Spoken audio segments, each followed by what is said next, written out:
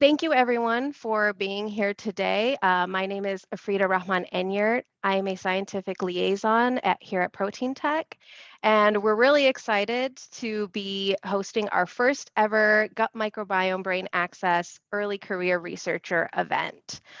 So before we begin the event, I just want to share a couple slides, just a couple company slides so that you know who we are as Proteintech. So Proteintech is a leading manufacturer of antibodies and aminoassays. We have antibodies against 13,000 targets, and we also offer ELISA kits, IHC kits, and cell separation kits. Within our Proteintech brand, we also have two other lines, our Humankind line, and Humankind manufactures cytokines and growth factors, and all our cytokines and growth factors are expressed in human HEC293 cells, meaning that they have native folding, post-translational modifications, and glycosylation, and we also offer both RUO and GMP grade products. We also have our Chromatech branded products, and our Chromatech products are nanobody-based reagents that are ideal for immunoprecipitation, immunofluorescence, and protein purification.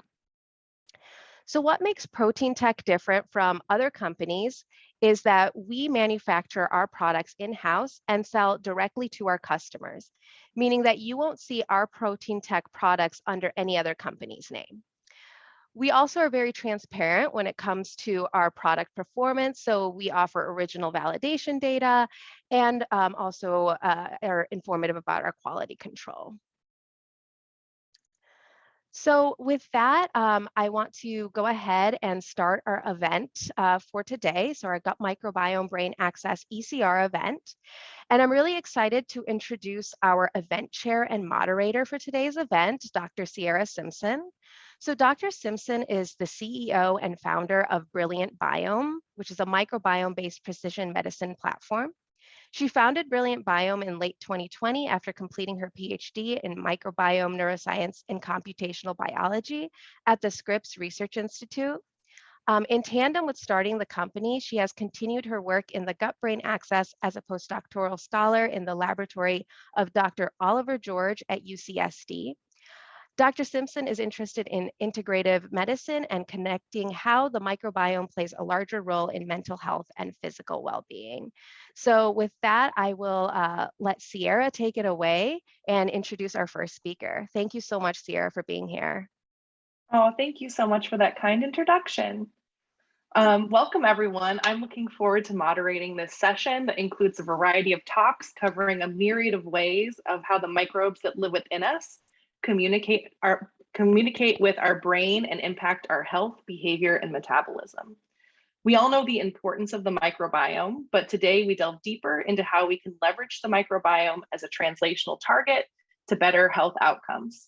I'll keep this brief so that we have plenty of time for questions between speakers. I'll field your questions at the end of each talk through the chat box, so feel free to add them as you have them. Now, I'd like to introduce Dr. Arashdeep Singh, who received his PhD in nutrition and metabolism from the University of Calgary, Canada, and he's currently a research scientist at the Meckel Chemical Senses Center and the Department of Neuroscience at the University of Pennsylvania. His research focuses on investigating how long-term consumption of palatable high-fat, high-sugar foods causes changes in the gut-brain circuitry and function of the gut-vagus-brain axis to promote metabolic disorders, including obesity. By utilizing a combination of neural activity and circuit mapping with state-of-the-art gut and brain manipulation approaches, his research aims to unravel how neural networks that receive inputs from the gut are dysregulated in metabolic states. Dr. Singh will give a talk entitled Diet Gut Microbiome Brain Axis in Obesity. I'll hand it over to you.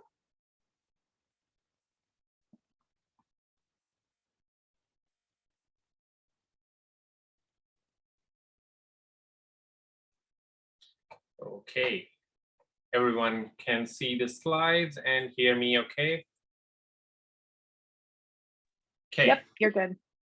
So thank you, Sierra, for the introduction, and thank you, Proteintech, for inviting us for this great talk. So today I would be talking about how diet gut microbiome brain axis is affected in obesity to to start with, I just want to give a brief overview on obesity epidemic.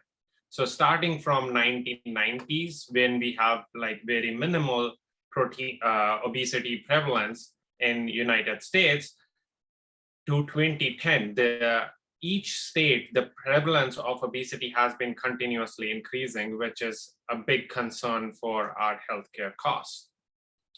This is still only 2010, but if I bring up 2030, almost every state has been expected to have an obesity prevalence rate that's above than 30%. So not only obesity is a problem, but it's also associated with multiple comorbidities, and it's also a risk factor for multiple other diseases, as we have also recently seen with COVID-19. So obesity can promote the risk of developing type 2 diabetes, hypertension, cancers, heart disease, and many other. And I was mentioning, so far every year we have been spending around 190 billion in healthcare costs that are related with obesity or its comorbidities.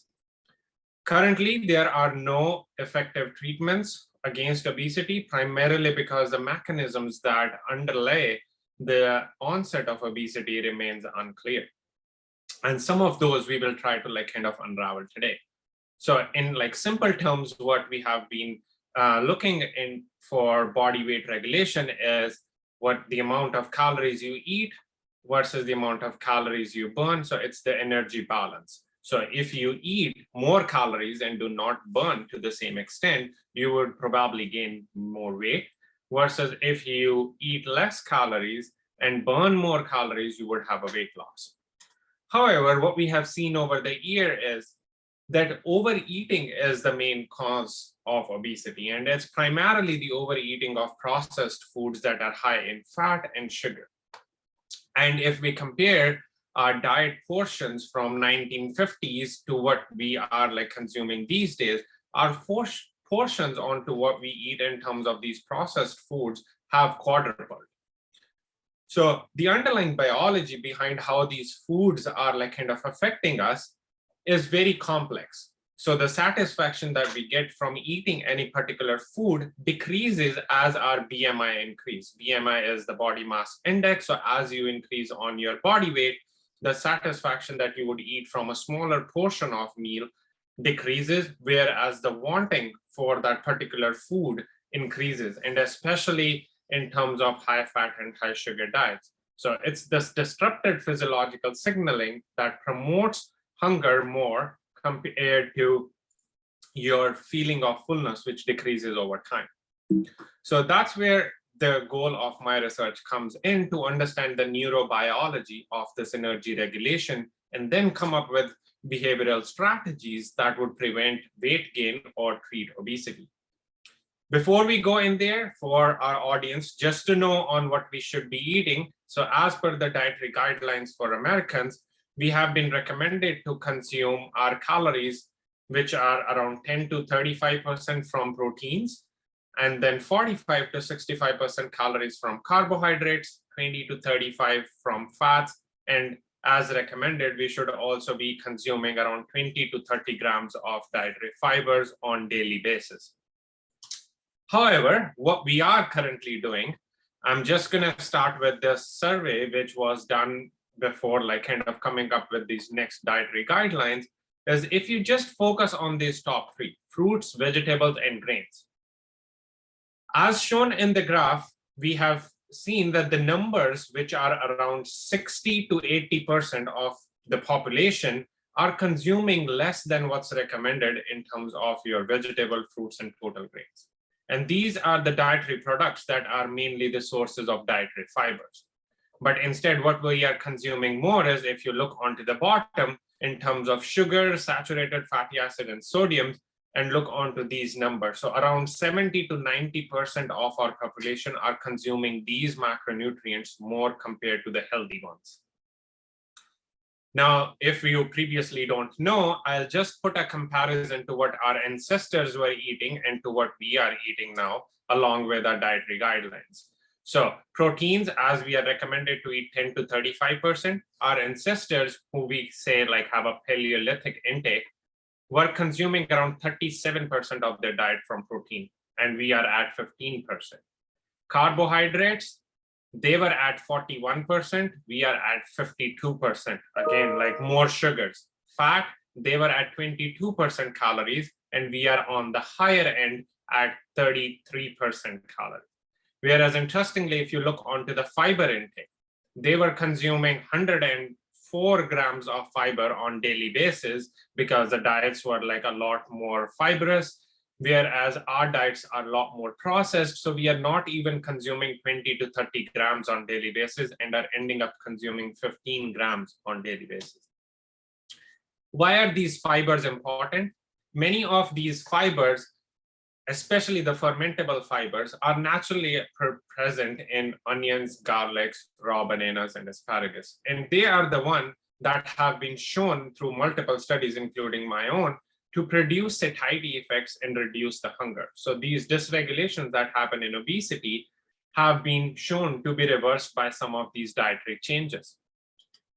Now, if we look onto a previous study that I did, where I give rats different doses of these dietary fiber called inulin. So if I give animals 2.5% inulin or 10% or 25% inulin, what we were observing is that the animals who were eating higher fiber diet, that's 10% or 25% fiber, they were having a significant decrease in food intake, which lasted for around 3 to 4 days. But not only that improved their satiety quotient, but it also improved their diabetic control, which I'm not showing in here, and the gut bacteria, which I'll come next. Importantly, as we are targeting this for obesity, we also found that the animals who were consuming the highest dose of fiber had a lowest fat mass amongst all the groups. And all these groups were consuming a diet that was high in terms of fat background, which we are currently observing in obesity. So how do these fibers actually produce satiety is the question that I wanted to ask next. So as I was mentioning, it's the gut microbiome axis that we are targeting on. So in our body, around 100 trillion cells are microbial cells, and we only have 30 trillion that are human cells. So that makes it up to our 90% of our cells to 99% of our genes come from microbiome. So if they are present in this abundance, they would be doing things that involves our human physiology. And that's summarized in this kind of review by Sandhu et al. In 2017, where that the kind of food you eat, whether it's broken down into carb, proteins, and lipids, is how your gut is gonna get modulated. And then your gut is gonna release certain factors, whether they are promoting satiety, PYY, GLP, CCK are some example, or they are affecting your immune system, which signals through either vagus nerve, circulatory endocrine functions, or spinal afferents, which is coming up recently, and communicating all that information to your brain to regulate your appetite, cognitive behavior, neuroprotection, and neuropsychiatric, which some of the other panelists would also be covering in about. So what we found is at the start is if you are giving animals high-fat diet, you cause this vagal retraction. So here I'm showing data from rats which were given either a low-fat diet or a high-fat diet. So after 3 weeks of eating low-fat diet, you see that the vagal innervation in the brain, that's the NTS, nucleus of solitary tract, you see a lot of these red fibers coming from your vagus nerve. That's the one that connects your gut to the brain, are intact. Whereas if you give animals high-fat diet for 3 weeks, now you do not see that much of labeling, and this is quantified in here. So there is this vagal retraction happening, and the signals that are communicated from gut to the brain via vagus nerve also get decreased in terms of their potency. So the first question I wanted to know is how important is this microbiome in mediating these fiber effects that causes decrease in food intake? So I did 2 studies where I first used antibiotics to cut down on this microbiome to show how important they were. And the next I wanted to do is do a fecal transplant where I'm just transplanting the microbiome and seeing how does that affect. So as I was showing in my previous study, that changing microbiome or changing dietary diet composition affects microbiome. So here, going back to the previous study, as I increase dietary fiber concentration, the changes that happens in the microbiome also proportionality increase. So here I'm showing Bacteroidetes and Bifidobacterium, which are good bacteria, also shown in humans, and Clostridium clusters are considered as an unhealthy bacteria, as found from the study which evaluated obese individuals' gut microbiome, where you observe a decrease in Bacteroidetes and increase in Firmicutes. So just by giving these dietary fermentable fibers, you can reverse that microbial composition into a healthy microbial composition. And we have shown from like previous studies by Cox et al., which was published in Cell, that if you have been exposed to antibiotics, these are the approaches that cut down on your microbiome, then you can have like long-term metabolic consequences in terms of your health and metabolism. So using same antibiotic approach to cut down on microbiome, I designed this experiment where I have animals that were obese and I fed them with either antibiotics or no antibiotics, and then gave them either a control high-fat diet or a diet that was high in fiber, as I've previously shown in my other experiments. So all these diets were 40% calories were coming from fat, and then 15 from protein and 45% for carbohydrates. It's the similar composition that we eat as humans. And then I gave these animals a cocktail of antibiotics that was not being absorbed by the gut, but was very specifically targeting the gut microbiome. So what we found in terms of the microbial composition. So here we have a non-antibiotic group that's either on a controlled diet, that's depicted by CO, or on an inulin fiber diet. So here you see that their microbiome is a lot diverse. So we have lots of microbial compositions that are present. And if we give animals now our control or high fiber diet, we see that there is a significant reduction in food intake, as we have observed in our previous experiments. But what happens when you apply antibiotics? Now, antibiotics, to what some of the people in the field say, are like atomic bomb on your gut microbiome. So they don't care whether you are healthy or you are bad.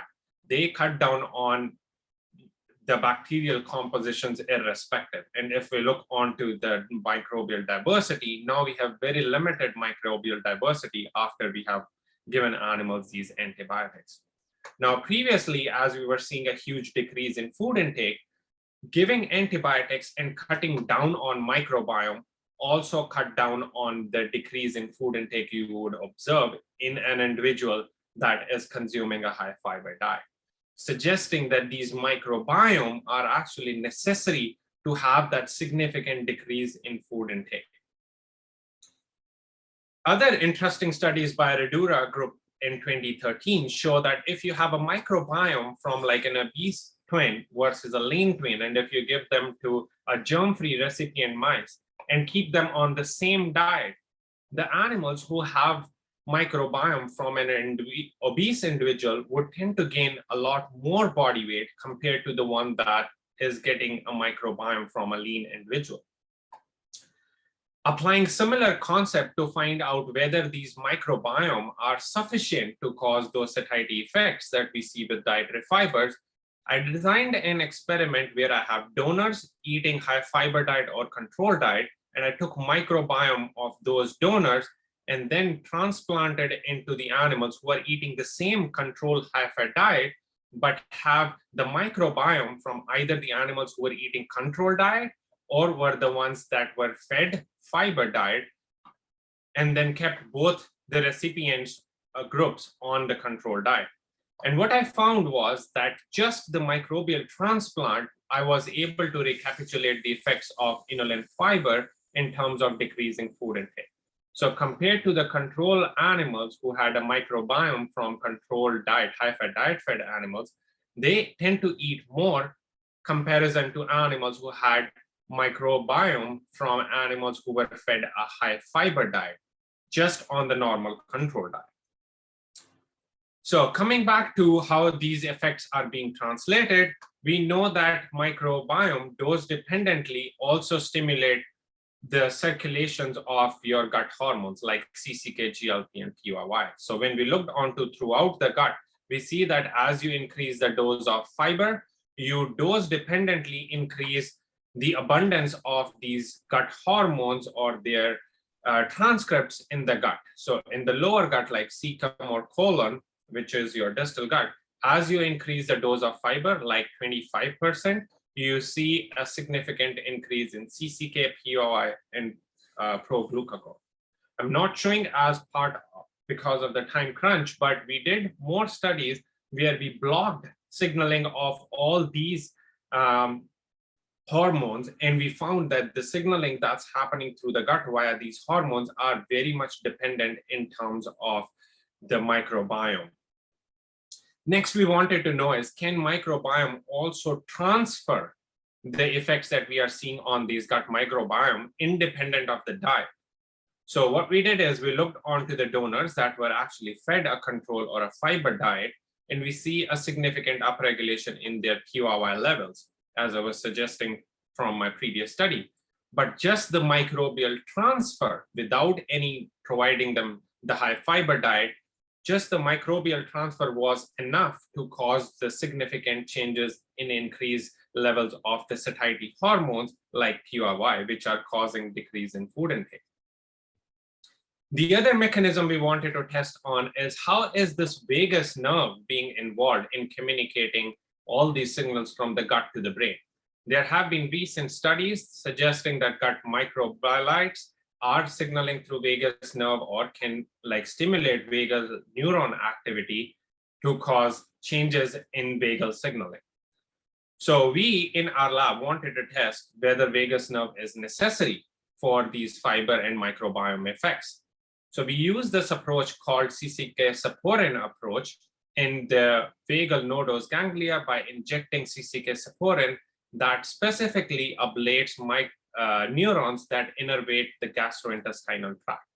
This approach is more precise compared to the previous vagotomy approaches that we have seen in the past that also cut down the vagal efferents that are coming up from the brain to the gut, whereas this approach very specifically targets only the gut innervations and not the efferents.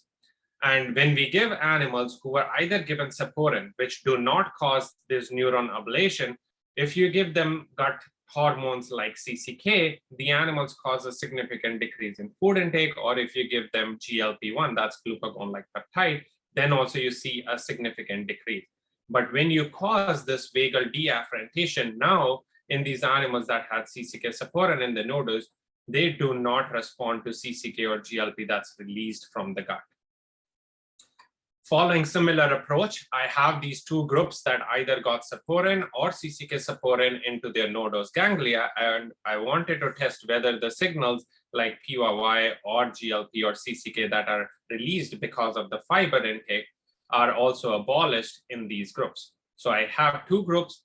To the normal group, there was significant reduction when you feed animals high fiber diet over multiple days. But if you have animals that have been ablated, these gut innervating neurons, now you do not see those satiety effects of dietary fiber, suggesting that vagus is important in mediating these satiety, and in the longer run, also the body weight changes that you normally see in a normal animal that has intact vagal neurons, but you do not see in an animal that has vagal ablations. So in summary, I would like to bring in how these prebiotic works in my talk is that they induce satiety and weight loss effects and can be targeted for obesity therapeutics. They work through gut microbiome, and microbiome plays a very necessary role because if you cut them using antibiotics, you do not see those effects, and they are sufficient just by changing the microbiome. Even if you don't eat that particular diet, you can recapitulate those effects. Gut hormones mediate these effects mediate these satiety effects through a gut microbiome dependent pathway. If you cut down microbiome, then you would also lose the subsequent signaling. And finally, these signalings mainly are happening through vagus nerve, And if you cut down onto the vagus nerve, now the gut microbiome or the metabolites from the gut microbiome cannot signal up to the brain and thus cannot produce those satiety effects. Ultimately, because of time limitation, I couldn't kind of bring in other diets or exercise. But if you combine all these interventions like dietary high protein or fiber along with exercise, you would see much more improvements, and the benefits that you would get in terms of weight loss would be more pronounced, as you would be seeing by just focusing on one dietary macronutrient. So with that, I would like to thank all the members of my lab and my collaborators who have contributed in this work. And I would be happy to take any questions now. Thank you for that wonderful talk, Dr. Singh. We're going to move on to the next talk, and I'll put some of the questions that came through the Q&A chat so that you can answer them there, just because we're running a little bit behind on time. Right now, I'll introduce Dr. Katie Guzzetta. She's a postdoctoral researcher in the lab of Professor Randy Platt at ETH Zurich. She's currently applying novel CRISPR-based technologies to the microbiome gut-brain axis to help understand mechanisms by which microbes interact with their host and strengthen microbe-based diagnostic tools. Originally from the US, Katie holds a bachelor's degree in biochemistry and molecular biology from Hamilton College and completed her PhD in the lab of Dr. John Cryan and Dr. Olivier O'Leary at APC Microbiome in Ireland within the University College Cork, where her research focused on understanding how the gut microbiome influences hippocampal neurogenesis and behavior throughout the lifespan. Following her PhD, Katie joined the lab of Professor Laurie Cox at Harvard Medical School, where she supported ongoing projects investigating the relationships between the gut microbiome and Alzheimer's disease. Dr. Guzzetta's talk is entitled The Gut Microbiota, a Novel Potential Target to Combat Aging-Related Cognitive Decline.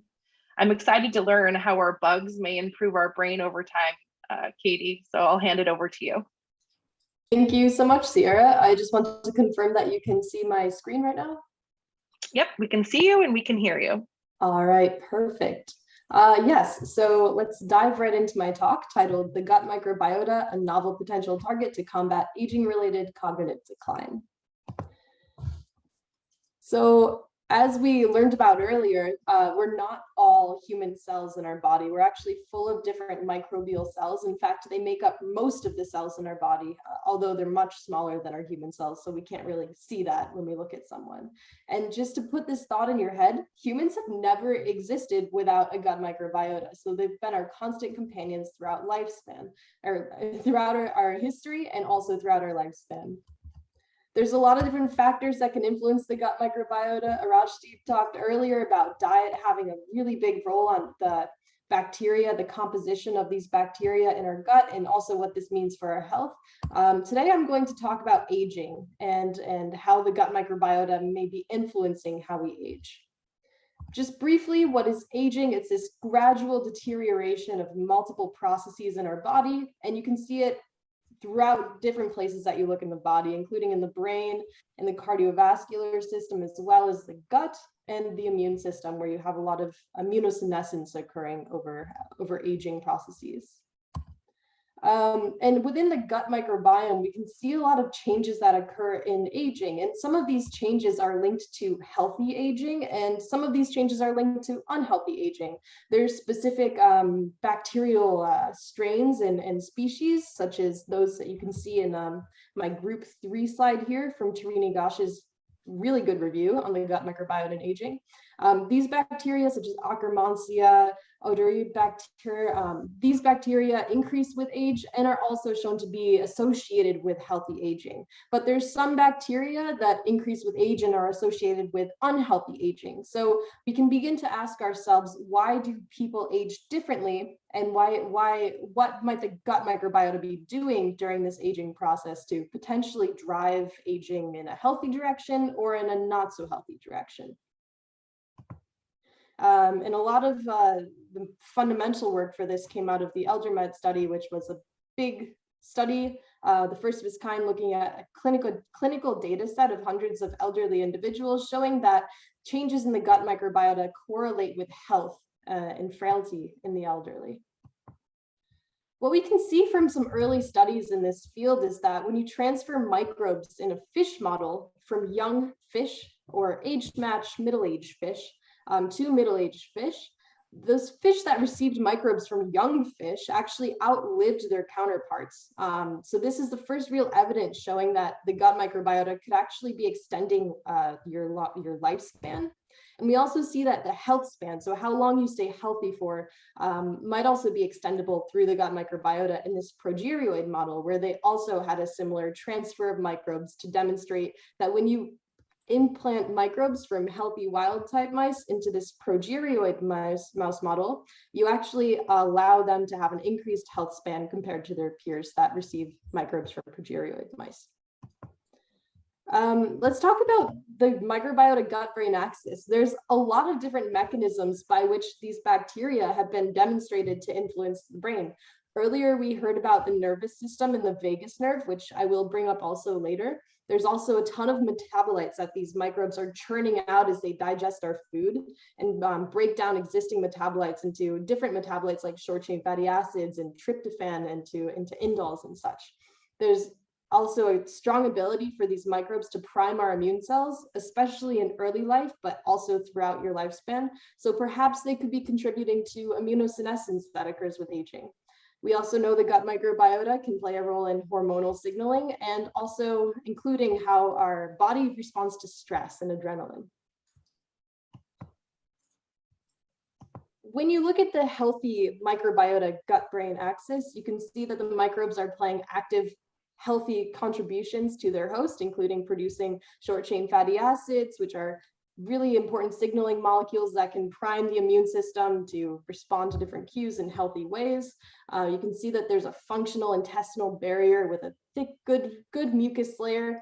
And all of this has been hypothesized to contribute to healthy brain function, including no inflammation, a strong functional blood-brain barrier. You have neuronal cells that are being born throughout your lifespan, and these cells are able to mature and integrate properly into existing networks, and they have this myelination process ongoing. You see that when you look at the immune cells in the brain, this microglia, the resident brain immune cells, they have a nice resting ramified state, but are still active and able to respond when there's harm.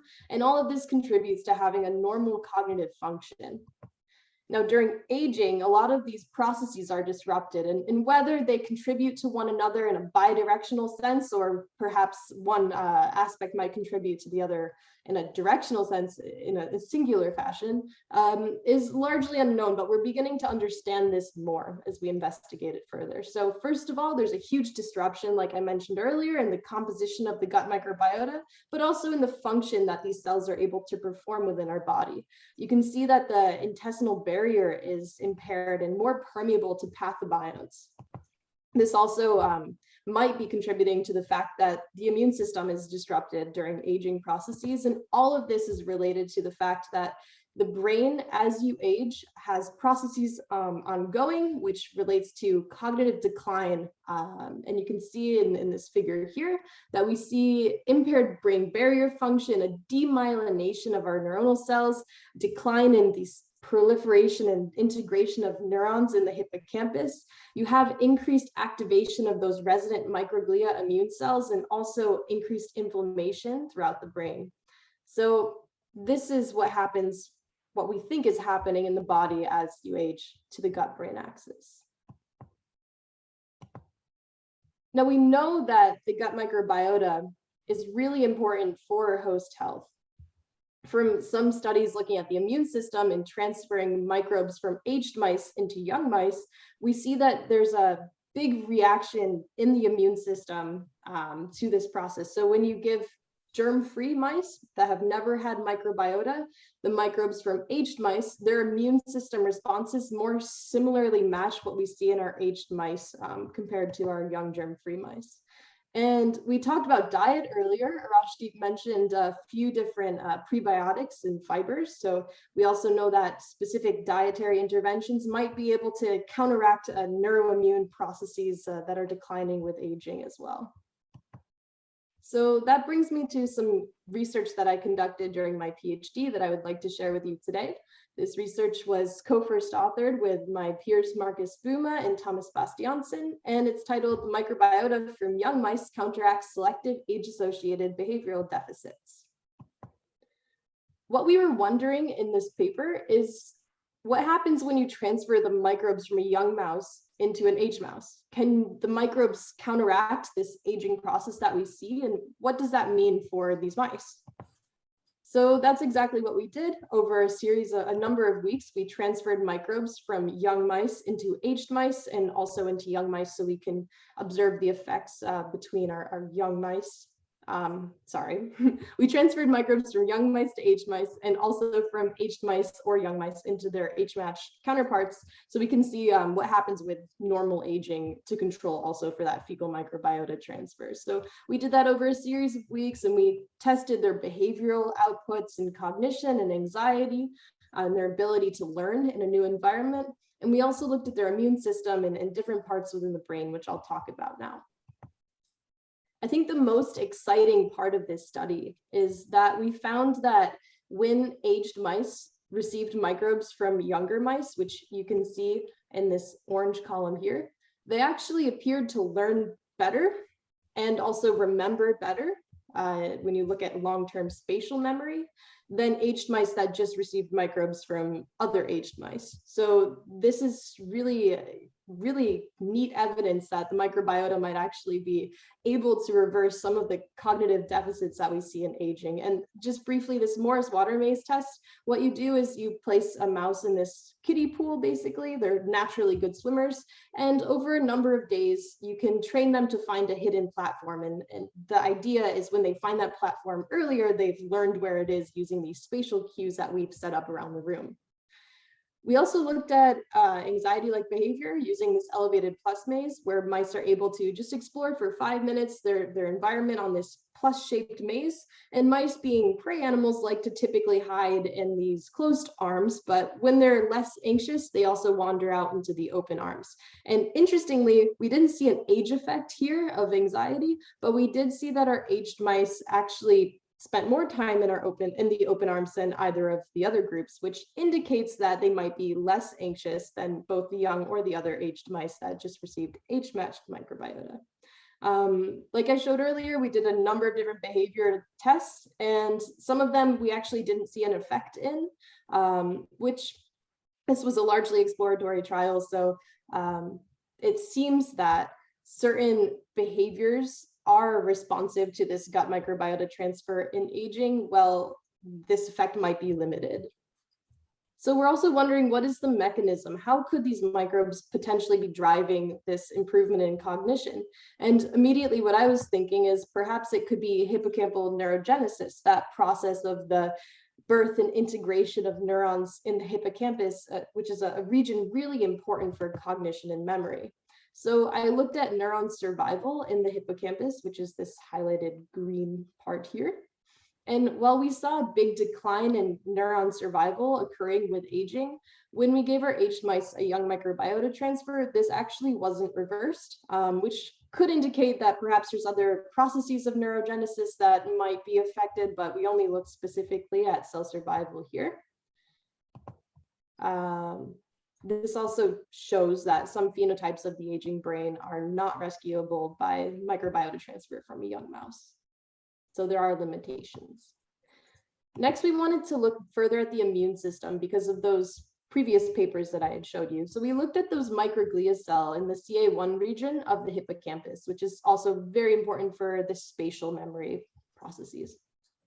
And what we saw, you can see the microglia cells here, their cell bodies and their branching arms. And what we did was look at whether microglia were more homeostatic, more phenotypic of a younger mouse, or if they express this activated phenotype where they're cell soma gets larger and they bring in their branches and are more responsive to inflammation in the environment. And we see this effect occurring with aging, where the soma area of microglia are increased with aging, but when an aged mouse receives microbes from younger mice, this soma area is more resemblant of what we see in our young mice. So this is actually quite surprising, and we wanted to look at this further. So we did RNA sequencing of the hippocampus, and we found that there were several genes that were increased with aging and reversed using a young microbiota transfer into aged mice. I won't go into all of them now due to time, but some were related to synaptic pruning and microglia sensing function and inflammation response. So we also looked further outside the brain, specifically in the mesenteric lymph nodes and also in the blood and the circulatory system at the immune response that's occurring. And we see that several parameters of immunity were affected in aging and also by our microbiota transfer. Now, this mesenteric lymph nodes, these are gut associated, so they're more directly interacting with the gut microbiota. And what we see is an increase in early activated T killer cells in our aged mice that was partially rescued by our microbiota transfer into aged mice from young mice. Ly6E high monocytes were quite exciting for us to see as well, that there was this change in the fluorescent intensity of this CD11B trafficking marker.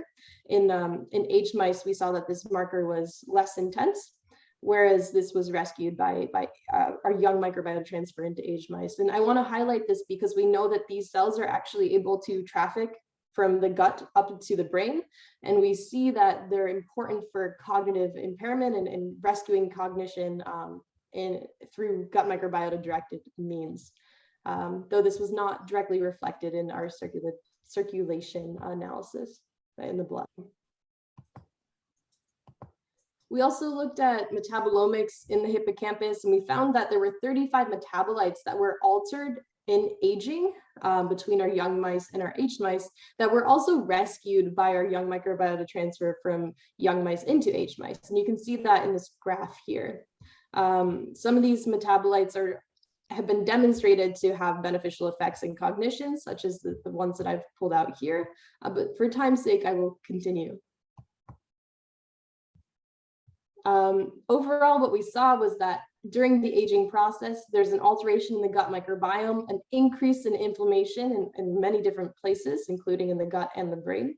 There's an alteration in the hippocampal metabolome, and all of this is leading to cognitive impairment in our aged mice.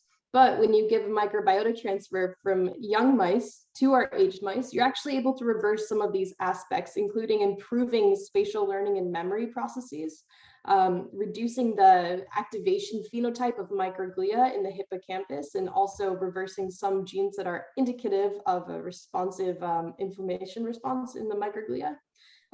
We saw change in the composition of the gut microbiota, and this is related to the changes that we saw in the peripheral immune markers in both the mesenteric lymph node and the circulatory system.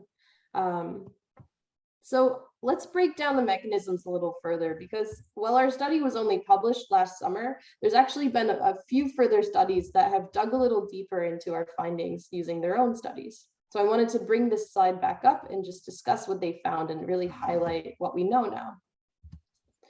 So this one study, what they did was they did a similar microbiota transfer from young mice into aged mice. And they found that when they gave this transfer, when they gave this transfer, there was an impairment in the memory in young mice that received microbes from aged mice. And this was also rescued in aged mice that received microbes from young mice. So they looked a bit further and saw that there were several different metabolites that were increased in the aging process, and also that appear to be microbiota dependent when you look at germ-free mice versus our specific pathogen-free. One of these metabolites was isovaleric and they found that when they directly administered this compound, this molecule, to their young mice to their aged mice who received a young microbiota transfer, they actually mitigated the response, that the improvement that they were seeing from the microbiota transfer previously. So this is really indicating that this is one microbiota dependent molecule that's able to actually induce cognitive impairments, though we don't really know specifically which microbe it might be produced by or what's driving the production of this during aging. We talked earlier about the vagus nerve, and I want to bring this back up. This was a paper that was only very recently published. And what they did was using a microbiota transfer similar to ours, they found that young mice who received microbes from aged mice had cognitive decline in this novel object location test, which you can see here. So they're in black is their young mice, in blue is their young mice receiving microbes from young mice, so a control. In pink is, in gray is their aged mice, and in pink is their aged mice, or their young mice who've received microbes from aged mice. So they see this big cognitive decline when you transfer aged microbiota into younger mice. And they also see that there's effects occurring in the nucleus tractus solitarius, which is a region where the vagus nerve integrates into the brain. And this is specifically CFOS expression, so activation of this region. Using some molecular tracing techniques, they were able to see that there was actually a difference in this vagal nerve signaling in their young mice that received an aged microbiota. And when they activated the vagus nerve, they actually improved memory in their aged mice. So mitigating that effect. So it really seems like there's multiple mechanisms that are driving the responses of microbiota in aging, including the vagus nerve, potentially the immune system, but also specific metabolites that could be produced by the gut microbiota and are dependent on the gut microbiota. So through several pathways, we're seeing this change in cognition occurring. I want to talk briefly about what this means for the future of health. And we see in a few case studies that individuals with Alzheimer's disease, which is aging-related cognitive decline disease, severe example of that. We see that in a few case studies, these individuals were given a fecal microbiota transplant because they had a chronic a C. difficile infection. So what we commonly do for this infection in clinics is to either administer antibiotics, but what's coming out as a more promising technique is actually transferring microbes from healthy individuals into these patients and restoring their gut microbiota, and therefore also eradicating C. difficile infection. So these two case studies are showing that in 2 elderly patients, both who have Alzheimer's disease and also needed a fecal microbiota transfer for other reasons, they actually had improved cognition and lessened Alzheimer's disease symptoms after their fecal microbiota transfer. So that's really the first clinical evidence indicating that perhaps the gut microbiota could be a potential treatment for cognitive decline, specifically in Alzheimer's disease. We also see from another large clinical trial that diet could be a great strategy for intervening on frailty and health status in elderly. Of course, we already know this, but this was a big study that came out showing that the gut microbiota is really a driving factor behind these changes. And potentially in that sort of way, we can restructure the gut microbiota using diet to improve health in elderly patients. So based on the research that I've talked about and what we know, fecal microbiota transfer seems like a potential great solution for altering the gut microbiota and improving health in elderly patients, especially brain health and specifically cognition and learning ability. However, of course, fecal microbiota transfer, that's really quite an invasive technique. And so it might not be the best approach. So perhaps we can refine that down to specific probiotics or prebiotics that can reshape the gut microbiota in other means. Earlier, I also showed you that there's specific bacteria that are increased in people who are aging in an unhealthy fashion. And we don't fully understand how these bacteria might be causing harm to their host. This is really more association work that has been done so far. But once we find this out and once we can nail down potential pathobionts, we can maybe develop specific antibiotics that can target those bacteria and eradicate them and therefore improve the host of their health, although the health of their host. Although this is work that still needs to be done. There's not much known about how antibiotics might be affecting cognition in aging. Diet, of course, can be a huge way to make a lifestyle change that could immediately improve health in aging, as well as exercise. Of course, we've known about these for a while, but exercise is another great way to restructure the gut microbiota. And through this restructuring of the gut microbiota, we can hopefully develop a change in the functionality of these microbes to improve cognitive function and reduce that inflammatory status in the brain, and therefore also maybe improve our immunity. So with that, I want to conclude and say thank you to everyone who was involved in the study, especially my co-first authors, Dr. Thomas Bastiansen and Dr. Marcus Buma, and my previous PhD professors, John and Olivia, Professor Lori Cox for her excellent mentorship, and my current lab now with Professor Randy Platt. Thank you. Thanks for that wonderful talk, Katie. We're going to have to talk offline because I'm obsessed with how the microbiome relates to aging. And we had a couple questions for you, one from Marley Coe, who was interested in whether or not we know what the causes of aging in the microbiota are, whether it's like a relationship of diet, the host's gut, normal aging processes, and if we'll be able to improve lifelong microbiome health without fecal transplants in the future. Yeah, so what came first, the chicken or the egg? That's a really important question, and I don't think we can be fully satisfied with an answer yet. There's, first of all, so much diversity to how individuals age and lifestyle factors. So looking at it from a human perspective, it's really hard to really tell. I think it could be in both ways. So first of all, if an individual is aging biologically, you're already going to have this deterioration of certain aspects of their health and their gut and so on. And the environment really shapes and structures the community of microbes that can be present there. You also typically see dietary changes in elderly people. That's why diet could be such a valuable tool to intervene. So having a change in your diet, of course, also restructures your microbiota.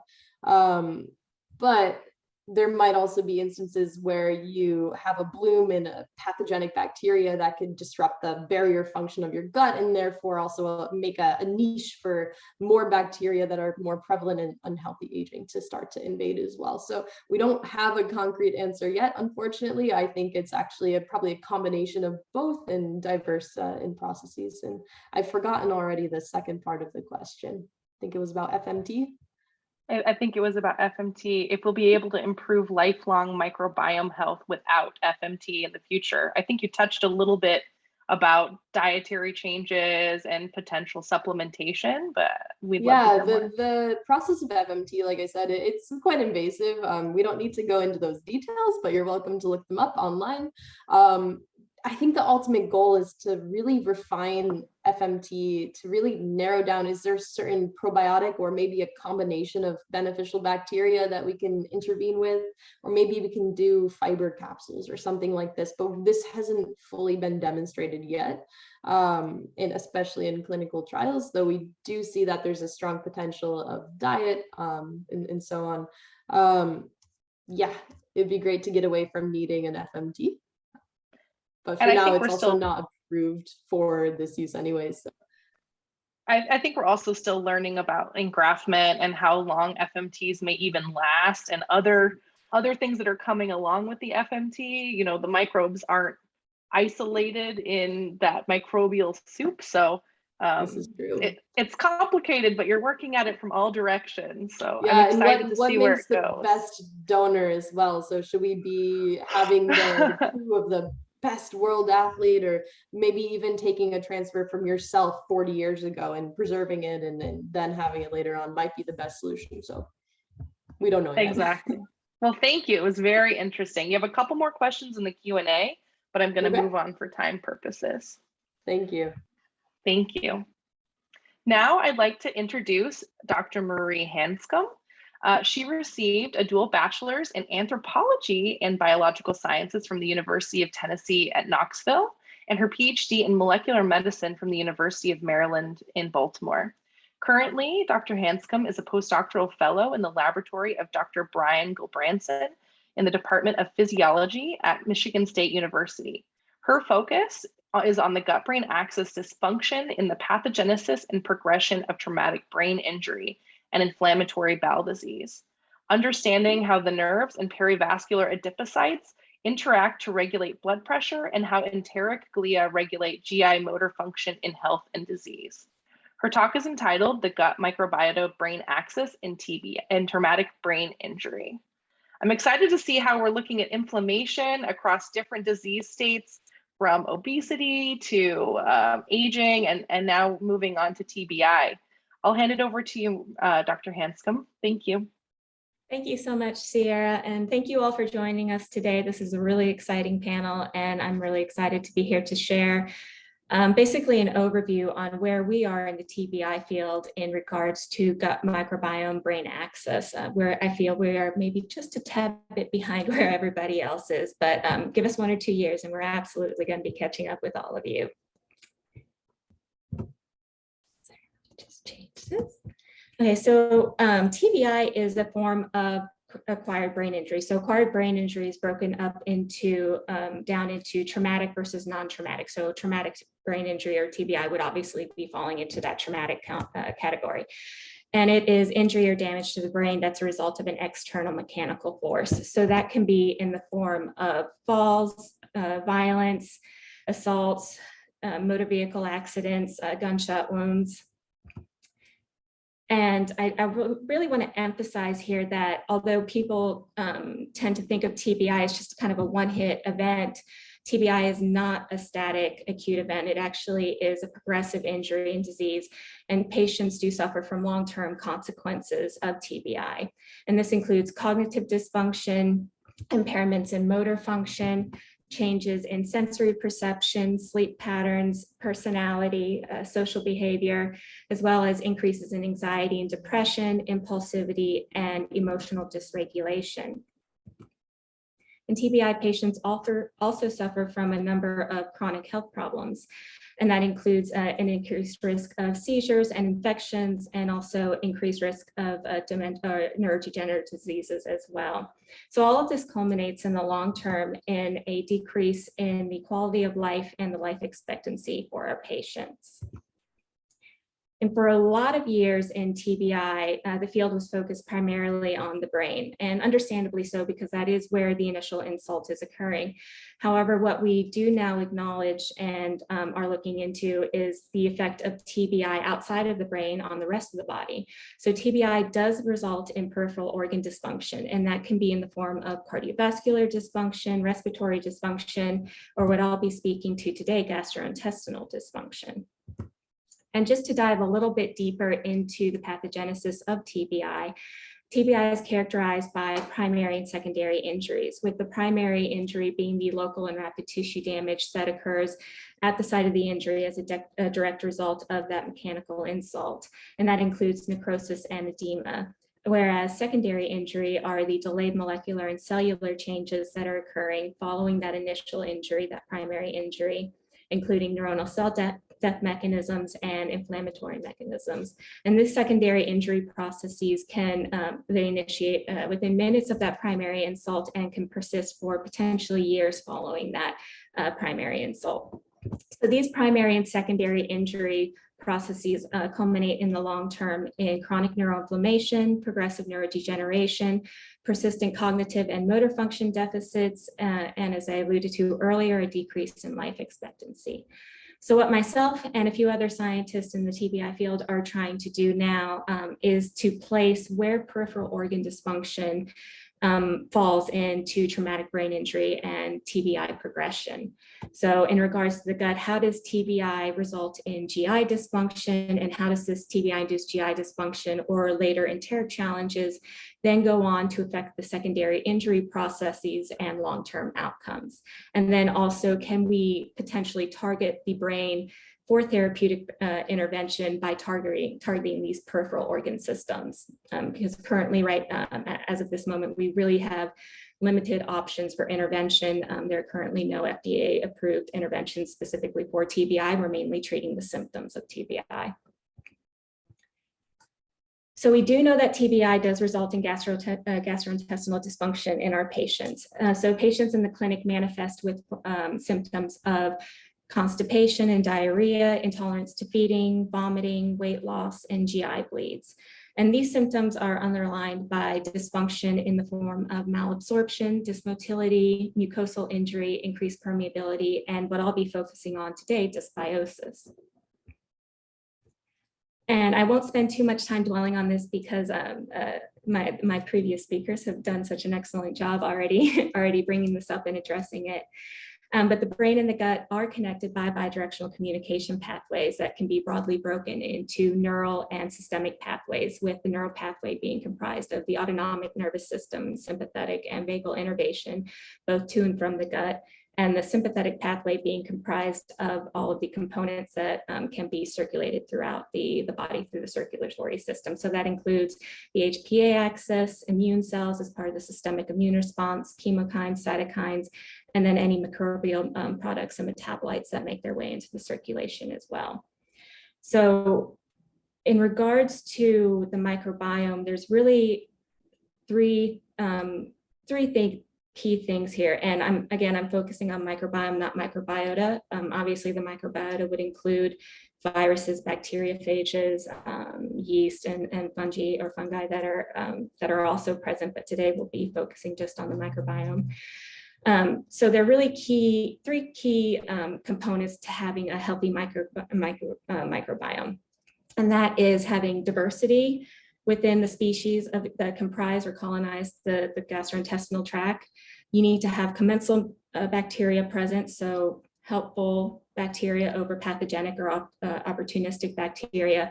And then we also need to have gut specificity, so site specificity. So our gut microbiome should be the bacterial populations that are selected for by the gut environment. It should not look like the vaginal microbiome or the nose microbiome or skin microbiome. It should be specific to the anatomical region that it is. So normally when we have this normal healthy gut microbiome, the bacteria are functioning in a variety of capacities to regulate both gut homeostasis and physiological functioning, and also CNS as well. So through the production of their metabolites, short chain fatty acids, neurotransmitters, and bile acids, these components can then communicate up to the CNS and the brain by either direct neural communication by the way of vagal afferents, so signaling through the vagal afferents in the gastrointestinal tract, or by passage of these materials into the bloodstream and then across the blood-brain barrier. And these bacterial components play a really key part, and also neural signaling as a result of those components play a really key role in maintaining normal brain function in terms of gene expression, in modulating neuroinflammation, in maintaining cognition, so that we have normal neurological functioning. And when you have a disruption of this bacteria, you then have a dominance of pathogenic over the commensal, which can then affect the presence in some extent, almost completely, of some of these products, and alteration of the neural signaling, which can then cause deleterious effects in the brain. So you get activation of neuroinflammation, so microglial activation, neurodegeneration, demyelination, and this disruption has been linked to a number of neurodegenerative diseases as well. So just to quickly give you an idea of what we think is happening at the level of the gut with in response to traumatic brain injury. So when you have TBI, I think I probably should have done my laser pointer. Here, maybe that'll be a little bit better. Sorry, guys. So with TBI, as I mentioned, we have a disruption in feeding in our patients and feeding behavior. We also have a disruption of motility and a disruption of autonomic balance as well. And all of these things combine initially to result also in a shift in the microbial composition in the gut to favor pathogenic bacteria over commensal bacteria. And this dysbiosis then in turn goes to contribute to breakdown of the epithelial barrier function. And then you then have this barrier function compromised, which leads to the internalization of the luminal contents of the gut into the mucosa, triggering both signaling through the vagal afferents here, and then also local immune responses within the mucosa of the intestines. And what we think is happening in regards to dysbiosis is that we're creating kind of a positive feed forward cycle wherein dysbiosis is not just a result of, but a contributing factor to the perpetuation of barrier permeability, local intestinal immune responses, which then trigger systemic immune responses, and then go back up to signal to the brain through the systemic and neural pathways, altering neurological and neuroimmune function within the brain, which can be deleterious, and we think contributing to TBI-related pathogenesis, pathologies including neuroinflammation, neurodegeneration, increased lesion volumes or injury sites, and then ultimately neurological dysfunction as well. So as I said, we're just now starting to get into this in the TBI field. So we don't have a lot of studies available, clinical or preclinical. We have more preclinical. I think there are absolutely more labs working on this at the moment. And I think within the next 1 to 2 years, we're going to have a number of really interesting studies and papers coming out that are going to contribute to our knowledge of TBI gut dysbiosis and really help push our field forward. But for the moment, I'm just going to quickly go over through some of the papers that we do have. So what we do see in regards to TBI patients in the clinic is that there is an acute alteration in the gut microbiome 72 hours up to 7 days post-injury. And this usually is a shift favoring a decrease in beta diversity and shifting in some of the phylum as well. And we do have one study that came out in 2020 showing that examining the gut microbiome in TBI patients in permanent care facilities or long-term care facilities. And these authors found that there were persistent alteration in the gut microbiome in these patients up to 43 years post their initial injury, which is really significant length of time. 2.3 to 43 years, but yes. And in particular, they found a decrease in 2 bacterial species, the Prevotella and the bacteroides. And we also have another study that looked at beta diversity in terms of initial admissions to ERs. So what they did was to collect fecal samples from patients as they were admitted to the ER. And what they found was that there was a difference in the beta diversity between surviving versus non-surviving TBI patients. And they're proposed that this could be potentially used as in the future as an indicator of clinical outcomes in patients as they enter the hospital setting or the clinical setting.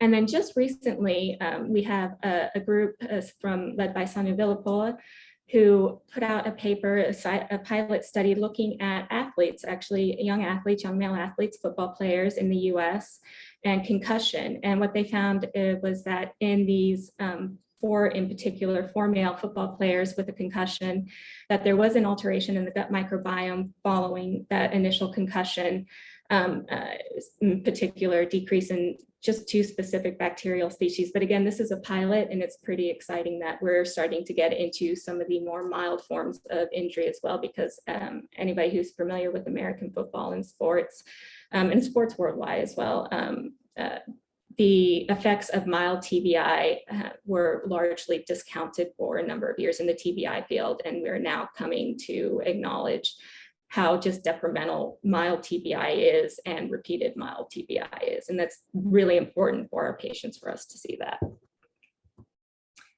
And then getting into some of the preclinical studies, and this is just to quickly summarize some of the characteristics of these studies. So these are primarily done in rodents, and again, primarily done in males. young adult males, 6 to 8 weeks old, and they include sampling from both the cecum or the pellets, usually one or the other, never both, as far as I can tell. And we cover a wide kind of the gauntlet of injuries from mild, repeated mild to severe TBI, using a number of injury models, including weight drop, where we drop a weight onto the brain, onto the skull, and controlled cortical impact, where we perform a craniotomy and then use a metal piston to deliver a blow to the exposed brain tissue underneath that craniotomy.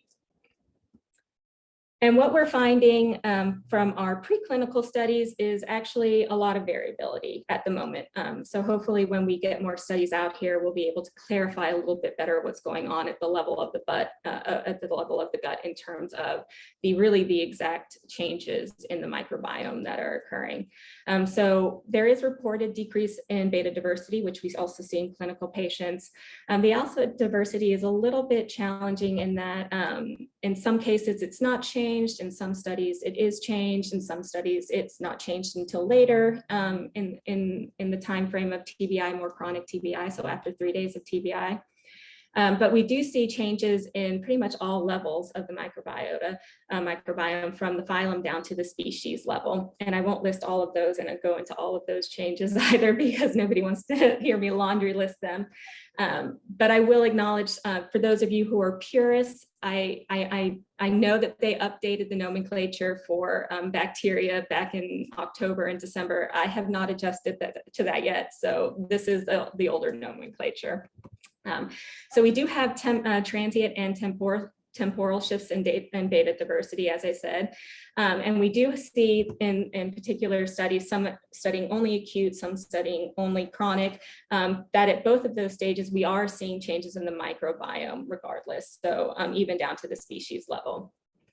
And in one particular study, they ran a series of correlation analyses to show that these changes that they were seeing in the population correlated with increases in lesion volume and was also associated with impairments in hippocampal neurogenesis.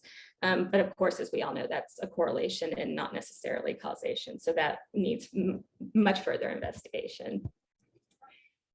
And then we're also looking forward towards potential interventions in terms of, so we have an idea that TBI does alter the microbiome, and it does likely alter it in a chronic way. So how can we modulate this alteration of the microbiome? And if we modulate the microbiome, can we then improve the outcomes? So can we target TBI outcomes through the gut? So there are a number of interventions or modulations that we're looking at, and that is the composition of enteral feeding. So Dr. Simon out in Pittsburgh is actually doing some really interesting studies in plant-based versus traditional nutritional supplement, which are really exciting. So hopefully his work will come out soon. The administration of probiotics, supplementation with short-chain fatty acids, the use of antibiotics to just kind of bludgeon the microbiome, fecal microbial transplant, and then also lifestyle choices like exercise. And what I don't have on here, and probably should, is also vagal stimulation as well. So this is actually, we're starting to do this in preclinical studies. So we've used probiotics. I say we, the authors have used probiotics. And they found that probiotic administration acutely does shift the microbiome back from that TBI-induced state to more control levels. And they've also used the antibiotic cocktails of the VNMA, and found, and these were done one study pre and post, and this complete obliteration of the microbiome was associated actually with worsened outcomes 7 days after injury. However, Dr. Simon's group did a study with this cocktail as well, and they did 2 weeks pre, and then another group of animals with just the post administration. And while they found that, yes, of course, the cocktail did reduce alpha diversity in the microbiome composition, it actually did improve outcomes. So we have an improvement in fear conditioning, so fear-cued memory acquisition. We have a reduction in neuroinflammation in the form of reduced microglial activation, reduction of injury lesion volume, as well as increased hippocampal CA1 neuronal cell density.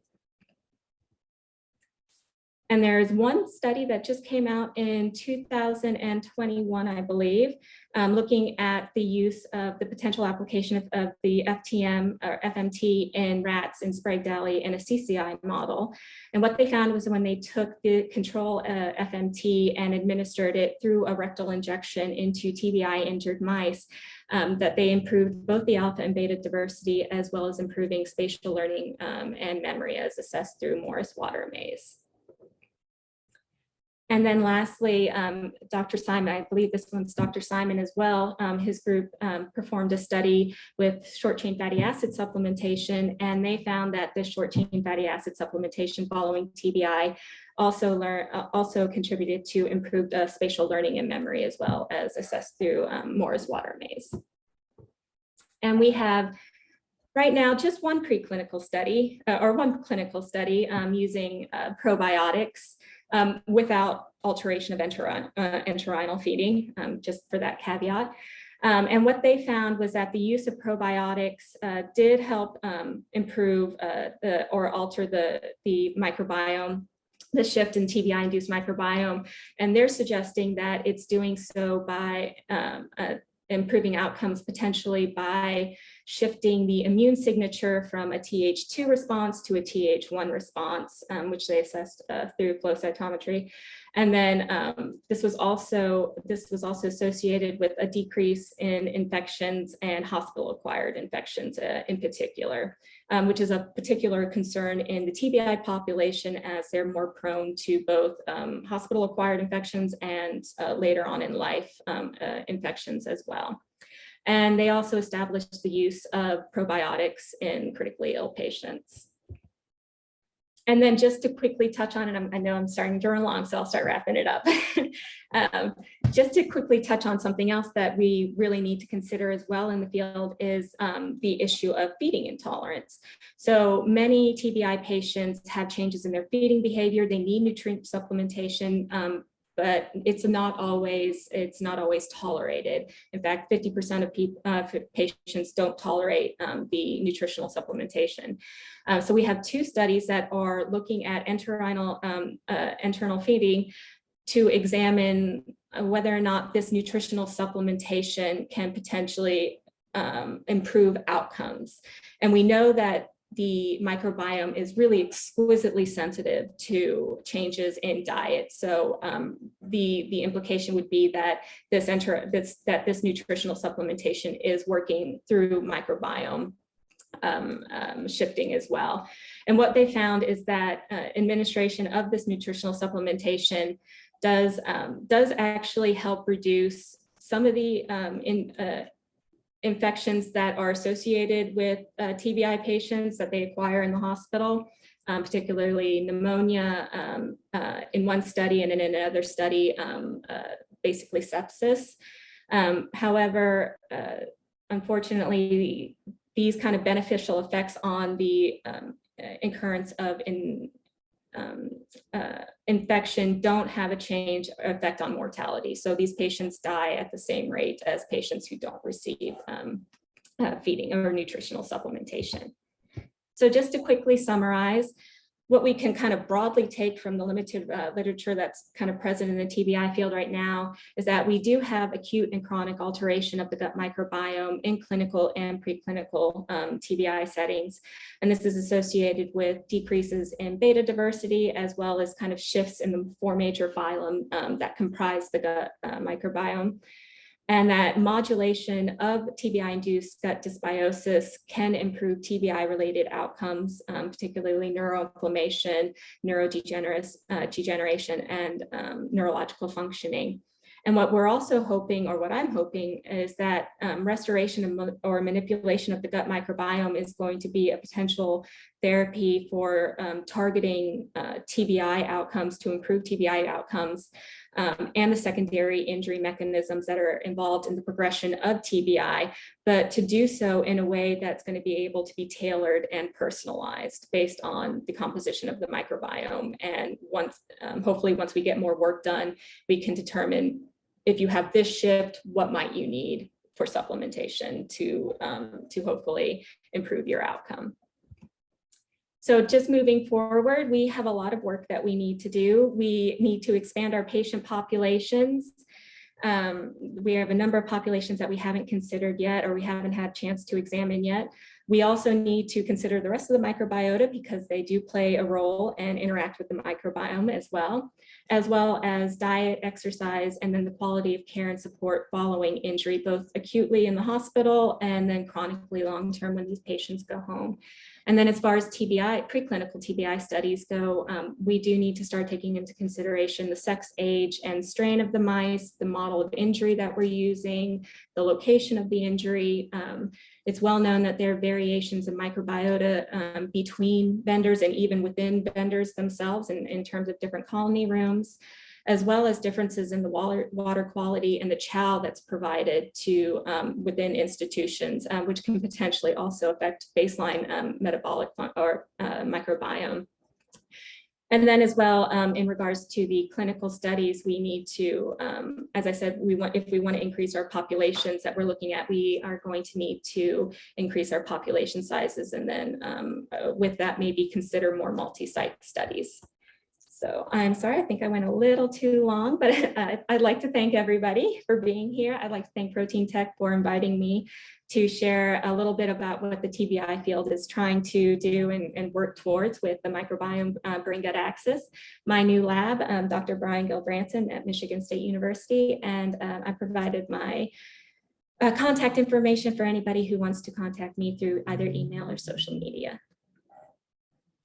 Thank you for that amazing data blitz of the review of the field, Dr. Hanscom. I feel like I'm an expert now. We have the up-to-date information, and it sounds like you're on the precipice of some really exciting observations in the next couple of years.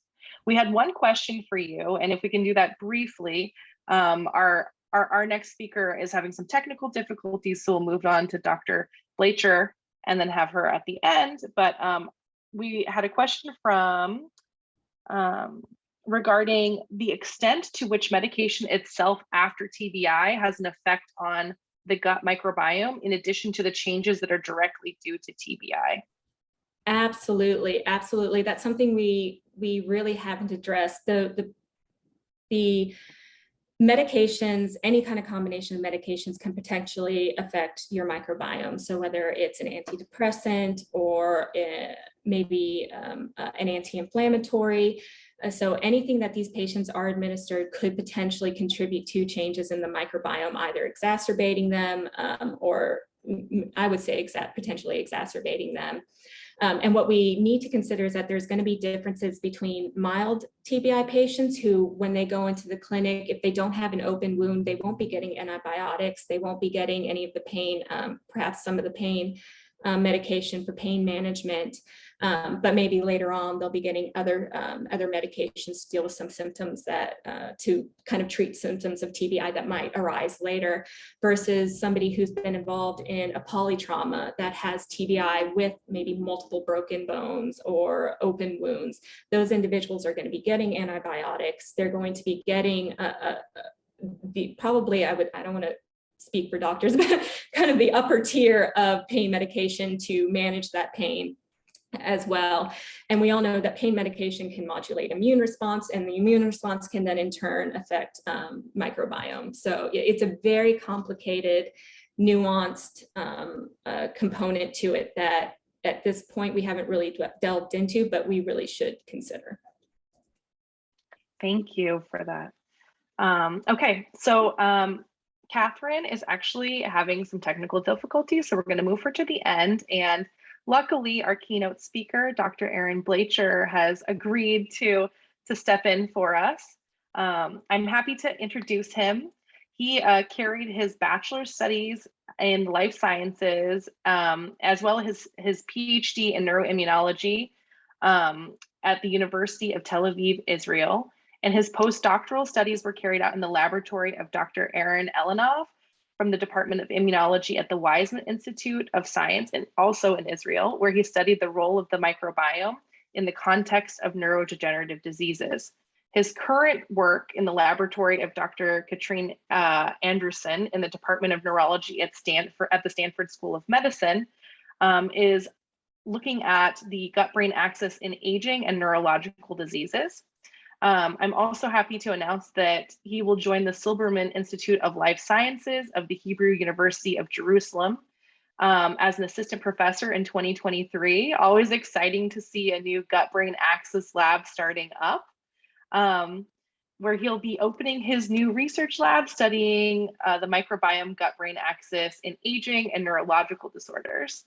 His talk is entitled Our Gut Microbiome in Neurological Health and Disease. So hopefully we'll get a peek into what he'll be studying in the future. And with that, I'll hand it over to you. Thanks for stepping in. I appreciate it. Sure. Thank you very much, Sierra, and everybody. Thank you for this lovely opportunity to present my work. So my name is Eran Blacher, and I'm interested, as many of you, in the gut-brain axis and how basically the environment can shape human physiology.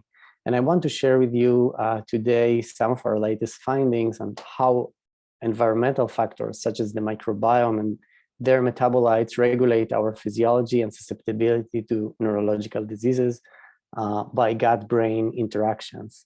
I will start by a quick introduction about my scientific journey. So I conducted my PhD in neurobiology in Tel Aviv University, studying the role of an enzyme called CD38, which metabolizes NAD. And I'll come to that in the next coming slides. Then I became interested in the microbiome and joined the lab of Eran Elinav at the Weizmann Institute of Science, who is one of the leading microbiome researchers worldwide. And we discovered there the first set of mechanistic proofs of the involvement of the microbiome in the pathogenesis of ALS. I will show you this project soon. At Stanford, I studied the impact of aging on myeloid immunity in several projects. One of them is how the gut barrier is affected by stroke and how cells resident in the gut may facilitate brain inflammation. So how environmental factors shape our physiology? This is my basic question. They can do it through signaling hubs in the body. This is the way I see it. These are systems that are able to sense the environment, talk to one another, and relay this information to create an integrative response to a changing reality. And these systems can be found in the gut, such as the gut barrier, the microbiome, the immune system, and the nervous system. And I will focus in my talk on two different projects. The first one will describe a work I've done in the Elinav lab, which shows how we can use the microbiome to better understand and maybe treat neurological diseases.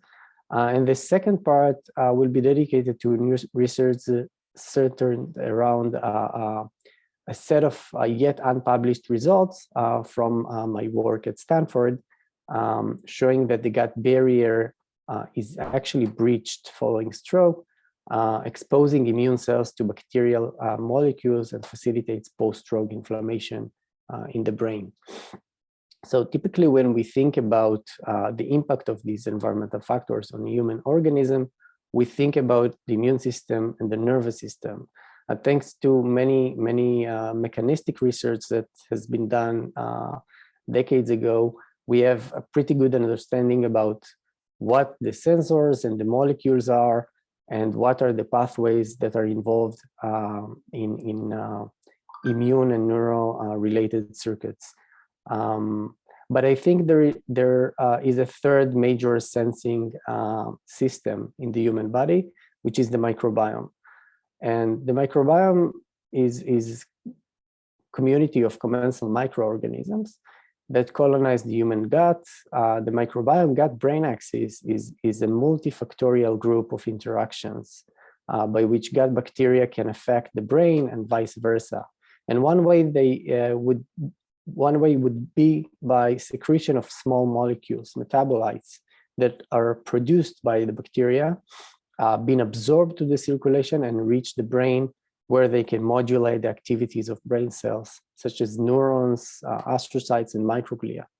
Gut bacteria and their associated molecules can also affect enteric neurons and glial cells that will signal the brain through the vagus nerve, or they can interact with immune cells in the gut, specifically in the gut lamina propria, that would either infiltrate the brain through the blood stream or secrete cytokines and chemokines that will modulate the activities of these brain cells remotely. Research on the gut-brain axis is still relatively in infancy. Certain basic rules have begun to emerge. It appears that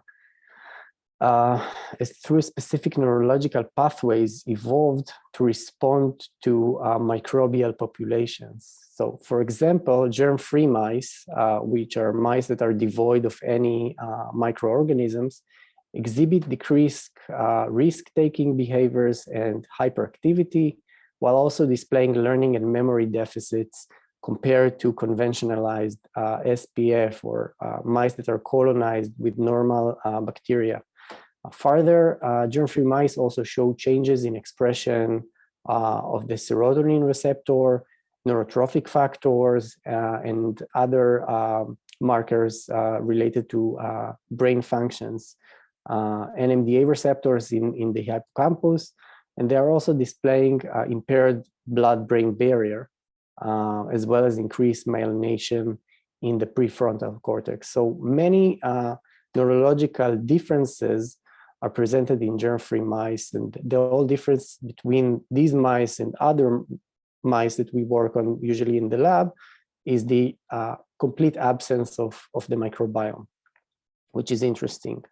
There is also evidence, albeit preliminary and mostly from animal studies, that the microbiome has a potential role in neuropsychiatric conditions, including depression, anxiety, autism spectrum disorder, schizophrenia, and some neurodegenerative diseases such as Parkinson's disease and Alzheimer's. And I marked here the studies that used primarily mice models. Now you can see that more and more studies as we progress, combining also human studies. So where we are now, where this field is heading to, what are the state of the art today? We start to see that microbiome gut-brain studies implement more human trials, utilize larger cohorts, and analyze the microbiome longitudinally to detect potentially meaningful changes in bacterial abundances over just random fluctuations. To answer questions about the microbiome involvement in diseases, it can be manipulated in many ways, as the previous talks have shown us, such as wiping most or part of the microbiome by specific or broad spectrum antibiotics, culturing gut bacteria in different conditions, co-housing of 2 strains of mice, which is a more physiological way to transfer the microbiome, fecal transfer or utilizing nutrition, probiotics, or postbiotics, which is basically metabolites. So now we have also more powerful and comprehensive ways to sequence the microbiome, shotgun metagenomics, that also gives us information about the entire genomic content, so we can gain more functional view of biological pathways changing between conditions. Studies are more controlled and consider different housing conditions, and overall, the most important goal is to stop, I think, simply cataloging bacteria and move to test the functional and ecological roles that a given microbial population plays, as well as trying to decipher physiological effects of individual bacteria or consortia of bacterium, and how they impact the host. In other words, to address questions of cause and effect, there are changes in the microbiome underlying pathophysiology, or how are they a result or a cause of it. So in my study at the Elinav lab, we tried to use all of these criteria to improve the robustness of our work. And we started our investigation by looking at a possible connection between the gut microbiome and ALS pathology. ALS, amyotrophic lateral sclerosis, is a motor neuron disease by which motor neurons in the brain and in the spinal cord degenerate from unknown reasons. And ALS is a very variable disease. We see patients that develop it in early age, some develop it in a later age, some patients deteriorate to, unfortunately, full paralysis and death within a year or two, and others, it can take longer. So whenever we see this huge variability in clinical traits, we may suspect that the microbiome has a potential contribution to this variability. And as I mentioned before, we use also germ-free mice that are completely lack of any bacteria and grow in this special facility in isolators that prevent any contamination. And in this study, I want to share with you that we created for the first time, ALS mouse model based on the SOD1 SOD superoxide dismutase 1 transgene that are germ-free by performing C-sections and delivering the pups to germ-free foster mothers. These attempts were highly difficult. Rederivation of SOD1 transgenic mice into germ-free setting were associated with high mortality of SOD1 transgenic mice, but not of the wild-type littermate controls, which is interesting. So after, I think, 30 attempts over 18 months, we were able to finally accumulate enough mice to test how germ-free conditions will affect the disease. So, but first we did something which is simpler, which is treating SOD1 mice with a very strong cocktail of antibiotics for a very long time period. So to study the role of the microbiome, we use this, as I said, mutated SOD1 gene in a high copy number. These mice are born completely healthy, but around the age of 80 days, they start to develop neurological motor symptoms and then deteriorate gradually to complete paralysis around day 150. We compare them with wild-type littermates that were treated also with antibiotics or without antibiotics. And we follow these mice with a battery of behavioral tests to assess their motor functions, such as the rotorod, which is a spinning rod that we place the mice on, and it accelerates to measure the time a mouse can run until it falls.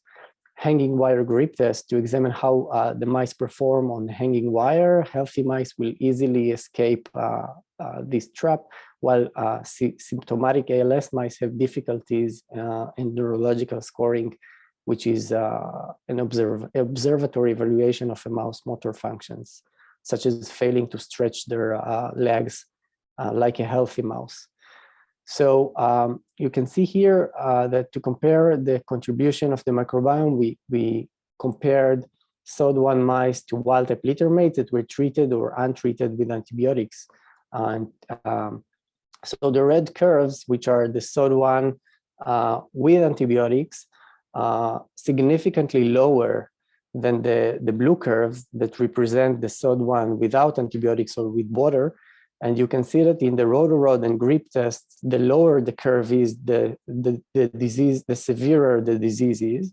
And in the neurological score, which is a reverse type of score, again, the disease is severer as the curve is increased here. So overall, wiping out the microbiome in this model exacerbated the disease, and this was validated also by a significantly higher mortality of SOD1 mice that were germ-free in comparison to SOD1 mice that were growing exactly at the same time outside of the isolators in normal conventionalized conditions, and of course the wild-type litter mates that were germ-free or SPF grown. So then we measured the microbiome by shotgun metagenomic sequencing, and we found significant differences in fecal microbiome composition of SOD1 mice compared with wild-type litter-mate control, as can be seen here. And these differences were evident even before any clinical symptoms were developed. This is was very interesting. And also the genetic content, or so the functional aspect of the microbiome clustered significantly different between SOD1 and wild types. And one of the key things that were significantly different is the tryptophan metabolism pathways. So many of the genes participate in tryptophan biosynthesis and breakdown were downregulated or downrepresented in the SOD1 metagenome compared to the wild type. And also the nicotinamide, which is one of the metabolites that is produced by tryptophan, was altered in the SOD1. So we really wanted to delve in and to try to find interesting suspects of the microbiome, specific bacteria that may drive these differences.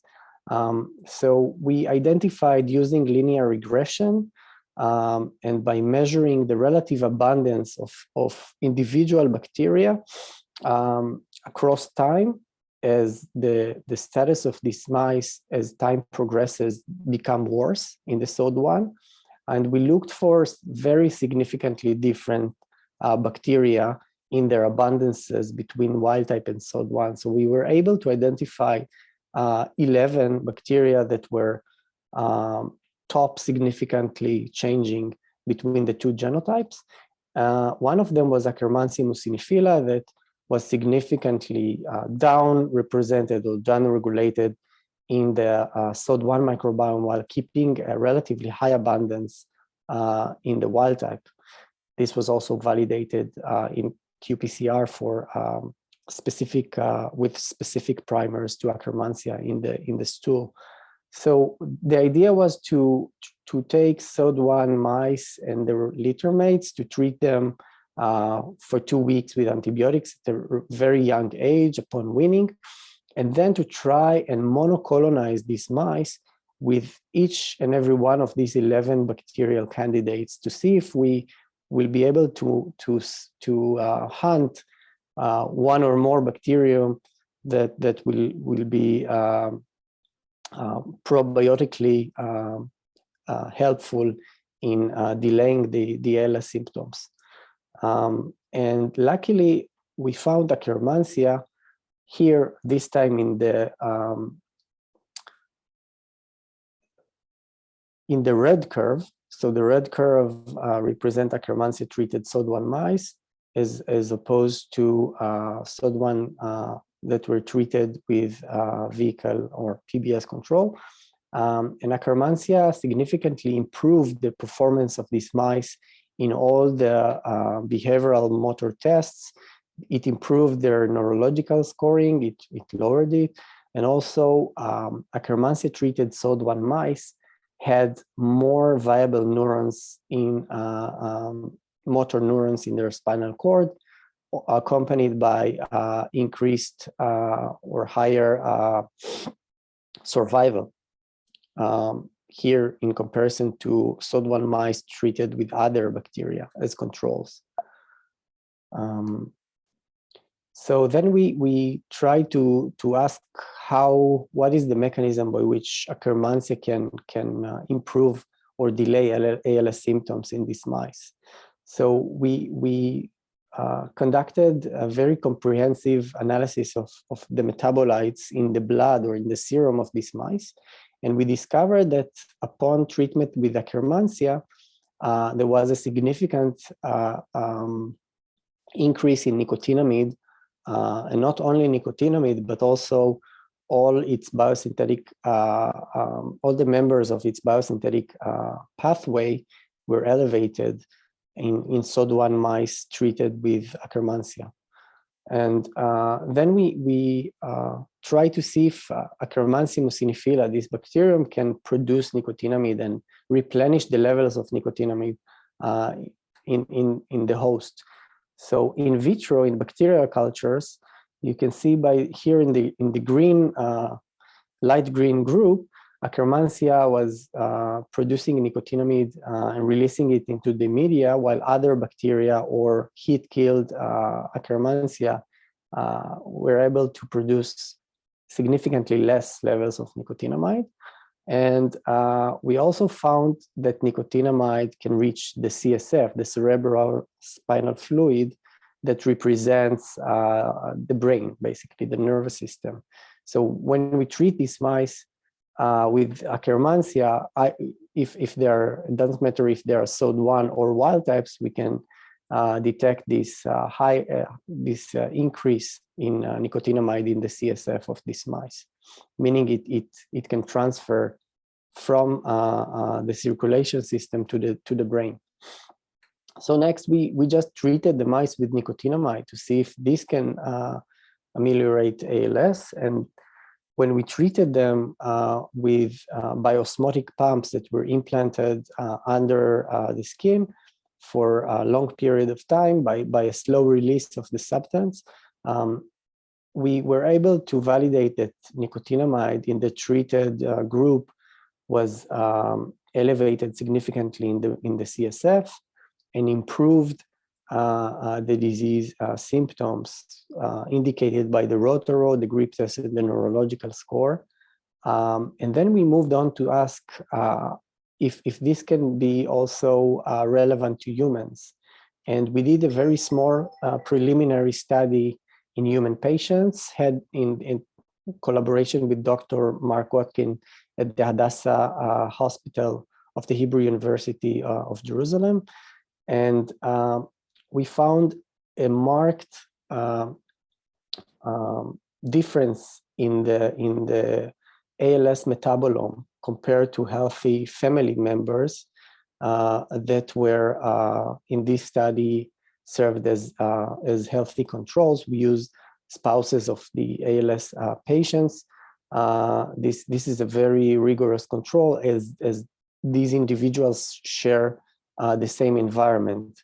And even though they share the same environment and potentially share the same microbiome, we can see that many or hundreds of the metabolites that can be found in their serum are significantly different in ALS patients compared to healthy family members. And also the microbiome configuration and function were different significantly. And this was also evident as for nicotinamide in the serum and in the CSF, where ALS patients presented significantly decreased nicotinamide in both compartments. So these results partially reproduce what we see in mice, but still there's a lot to do here, and we call for a very broad clinical study to check the ability of nicotinamide to really modulate ALS in human patients. And to summarize this part, we observed first that there is dysbiosis or a change in the microbiome that is probably related to malfunctioning or a disease state. And when we treat these mice with Akkermansia, we are able to replenish their nicotinamide level. And this nicotinamide can reach the spinal cord and the CNS. And by a mechanism that I had no time to delineate, it can benefit skeletal muscle and delay the death of these motor neurons and improve motor functions of these mice. So this is one way the microbiome can affect the brain by secreting metabolites and altering their levels. Now I think broadly that many of these diseases are related to old age. And we need to start looking at the right or the relevant biological context, which is aging. And aging is, as previous speakers showed, is characterized by many changes. There's impaired immune differentiation in the bone marrow, disrupted metabolism and energy efficiency, increased vulnerability to viral and bacterial infections, and a chronic low-grade persisting inflammation that we term sometimes inflammaging. So in the next couple of slides, I will show you a yet unpublished study that I started here at Stanford, and I hope to continue in my lab in Israel. And this time, the brain or the injured brain can signal back to the through the nervous system, through the sympathetic nervous system. In the case of stroke, permit the gut barrier or breach it, and then immune components or immune cells within the gut are activated by exposure to bacterial components, where they can exacerbate brain damage and inflammation. And this is happening, as I said, in the context of stroke that happens primarily in old age. So in stroke, there is a blockade of a blood vessel that supplies a certain area of the brain. And the sooner we get to the hospital to release this clot, the better the survival rates would be. But this is a very narrow time window for clinical intervention. However, after stroke, there is this huge inflammation that persists and can last for weeks and months after the stroke. And this process can really determine the recovery and the mortality of the patient. So, and here we have a huge clinical time window for intervention. So studying the post-stroke inflammation can really benefit stroke patients, and improve the understanding of what happens in the brain in terms of involvement of other organs and how they contribute to this inflammation. One of the main amplifiers of this inflammation is TREM1. It's a toxic amplifier and is expressed only on myeloid cells, microglia, macrophages, monocytes, and neutrophils. And by sensing, by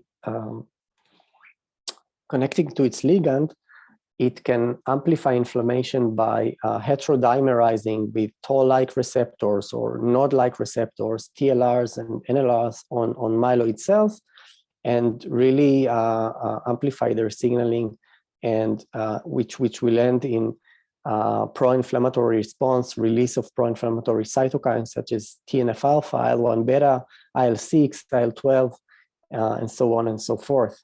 So we were interested in TREM1 in the context of post-stroke inflammation, and we asked ourselves where the cells that express high TREM1 levels can be found in the mouse body after stroke. And to find them, we used PET-CT with, so before that, you can see here that in stroke, TREM1 is highly elevated as compared to control. Also in the blood, there is this huge peak 4 hours after stroke, but where are these cells coming from? So we used PET-CT with TREM1 antibodies that are radio-labeled. So you can see in red the areas in the body where these cells are, the cells that express high levels of TREM1. And it was really amazing that after stroke, this is a control mouse, after stroke there was huge induction of TREM1 in the gut. as well as in the spleen. But this was more or less expected. However, the fact that cells that we see elevated in stroke also in such high numbers in the gut was very intriguing. This is a quantification of TREM1 in the gut. And we are following this finding by a series of experiments to try to understand how these cells may facilitate stroke, not only in young mice, but also in aged mice. So to model stroke in aged mice, which can be very difficult, we use the distal middle cerebral artery occlusion surgery that is well tolerated by aged mice. And you can see, and you may not be so surprised, that the aged mice represent higher infarct volume than young mice subjected to exactly the same stroke procedure. So their strokes are bigger, and they also behave significantly worse. So after this stroke, there is a motor dysfunction that we can measure with the 3 tests that I showed you before. So in the purple group representing the age stroke, you can see much worse performances in the 3 tests. After stroke in aged mice, we see a couple of interesting things. We see that there is bacterial infiltration and dissemination to distant organs that should be sterile, such as the spleen, the liver, the mesenteric lymph nodes, and the colon. So aged stroke 2, 6, 24, 28, and later hours after stroke, we can find bacterial colonies growing in these organs when we plate them, representing bacteria that are arriving probably from permeable gut and finding their way to these organs, creating this systemic inflammation.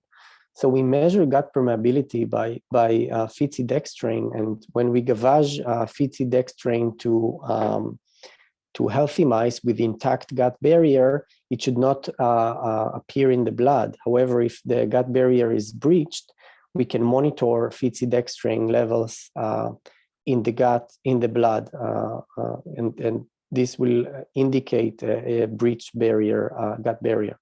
So you can appreciate that aged stroke mice have a longer and persistent gut barrier breach that lasts and peaks after 48 hours and 72 hours and lasts until 4 or 5 days after the stroke. However, in young mice, we see this gut barrier breach only in a very early time point, such as 4 hours after the stroke, then it recovers. And this is validated by quantification of ZO1, which is one of the tight junction proteins in the epithelium barrier that comprise the epithelial tight junction barrier that is significantly reduced in both young and aged after stroke. Also aged mice, stroked aged mice have higher plasma LPS levels, representing potential bacterial infiltration into the circulation. What was very, very interesting is that the infarct volumes or the size of the stroke in the brain correlated very positively with the magnitude of gut permeability in aged but not in young mice. So there is a clinical implication of a breached gut barrier on stroke size and progression of the post-stroke inflammation. So we are asking now, what is the contribution, if there is any contribution to the microbiome composition and function to this pathological sequence of events? And to do so, we intend to longitudinally sequence microbiome in young and aged mice subjected to stroke before and after to find association between the gut barrier and specific abundances of specific bacteria, as I showed you. Similar approach as I showed you before in the ALS project. We are interested in identifying systemic or intestinal metabolites that can be altered by the microbiome or by immune cells activated by the microbiome. And we also want to check the ability of live bacteria treatments or a direct treatment with metabolites to manipulate gut barrier permeability after stroke and maybe ameliorate neurological functions after stroke. So to summarize the directions that I'm going to follow, we are taking integrative system physiology approach where we look at multiple organs to try to understand a specific pathology. So not only focusing on the brain, but trying to understand the sympathetic nervous system.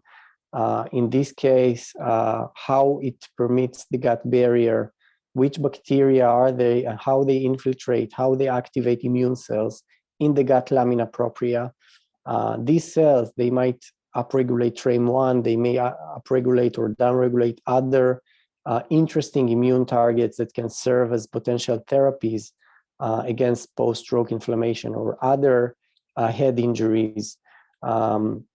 They may or may not infiltrate the blood, reach the brain themselves, or even reside in the leptomeningeal space, as was shown in other works, or they can secrete to the bloodstream remotely interesting agents such as chemokines, cytokines, metabolites that would alter brain inflammation by the blood supply. So we look at a more holistic way on neurological diseases. We try to find the mechanisms, what cell types are involved, what specific gut bacteria, and how we can manipulate them. And we use many different models, mice models, advanced sequencing techniques, metabolomics, and we try to computationally integrate these data into, by computational models, into conclusive list of candidates that would help us to go back to the bench and test empirically the candidates that were identified by integration of this big data analysis. And I think it's also has the potential to benefit humanity, as older people tend to be more susceptible to infections, especially after neurological insults. And we really need to mechanistically understand why, and not just exempt them as older individuals, but there is a biological mechanistic explanation to this susceptibility. And I think that if we understand that, it's a big step toward a better recovery and a better treatment. This is our long-term goals, and also, of course, to try to see if this may apply also to other brain pathologies, that other acute brains, as was presented nicely before me, as traumatic brain injury. And I think the answer is yes, or other chronic brain diseases such as cancer or neurodegeneration. So happily, I also announced that I will be opening my lab at the Hebrew University of Jerusalem in Israel early next year. And whoever is interested is welcome to contact me. I would also be happy to answer your questions if I may not be able to do it here.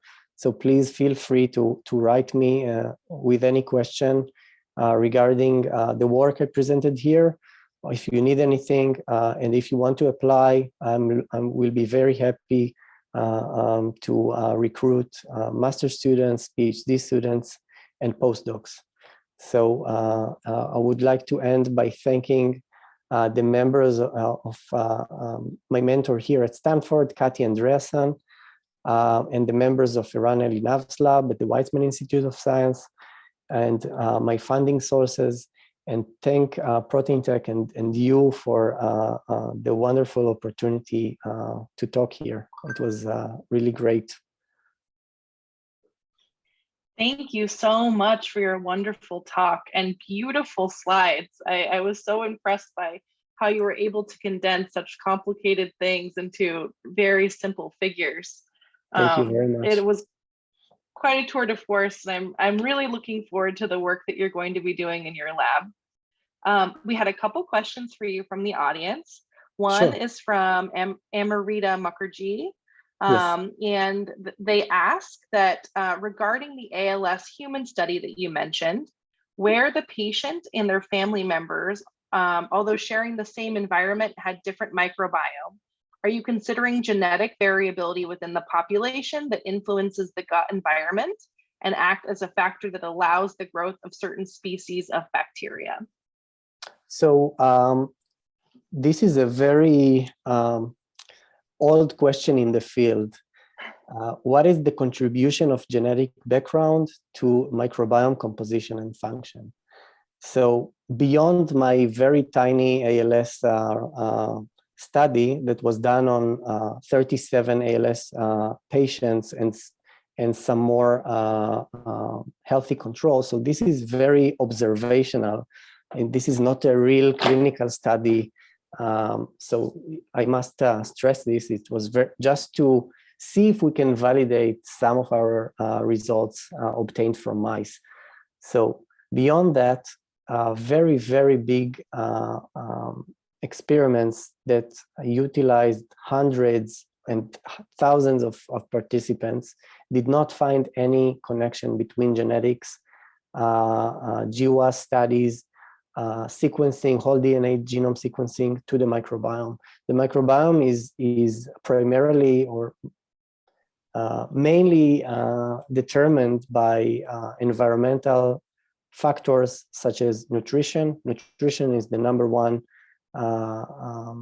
factor that may change our microbiome.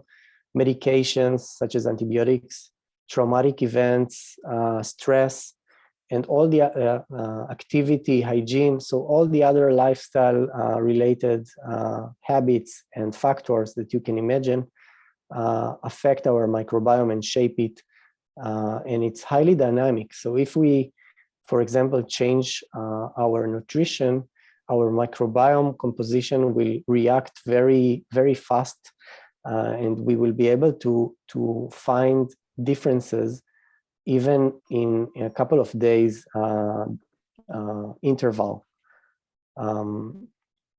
So the answer is no, our genetics has at least not statistically significant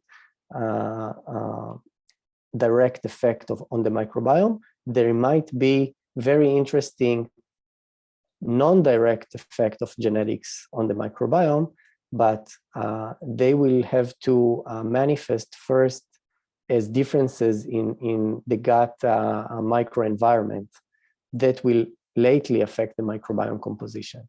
So eventually everything is connected in biology, but if we simply ask, is there a connection between a specific genome, specific alleles, for example, to a specific microbiome? Meanwhile, the answer is no. Thank you.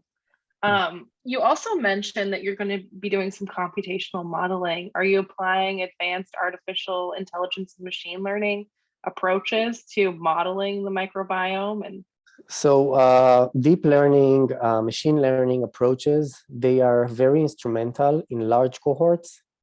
So you need a lot of data coming from hundreds, if not thousands of participants. So if we were able to recruit such big numbers, we may and we probably will want to apply such approach, but doing that on a limited number of samples, let's say in the level of tens, is really not significantly rigorous. So it's very tempting. It can do a lot, and I really appreciate some of the results coming from these type of studies. But we are more close to the bench, trying to really empirically or scientifically manipulate in mice certain things in the microbiome or in the gut, and see how they affect the brain and the pathological features that we measure before we go to larger cohort studies that will be very, very hard to conceive. So and your data, your model is only as good as the data that goes into it. So you really have to think about those studies before you carry them out. The answer, to make it simple, when it comes to big numbers, then yes. When it's within the realm of tens of participants or mice, then we will have to tailor better models that would better reflect the association between the factors that we measure to the phenotypes that we are interested in, such as the linear-based model or the linear regression model that I showed you, which are not machine learning-based techniques, but they can give us a very good sense of candidates that may be relevant. Yep, I agree completely. Great. Well, thank you for your wonderful talk. I'm going to move on to Katherine now that I think her internet connection is stable. It was really wonderful. I appreciate your contribution. Let me introduce the soon-to-be Dr. Katherine Meckel. She's a PhD candidate in neuroscience at the Icahn School of Medicine at Mount Sinai.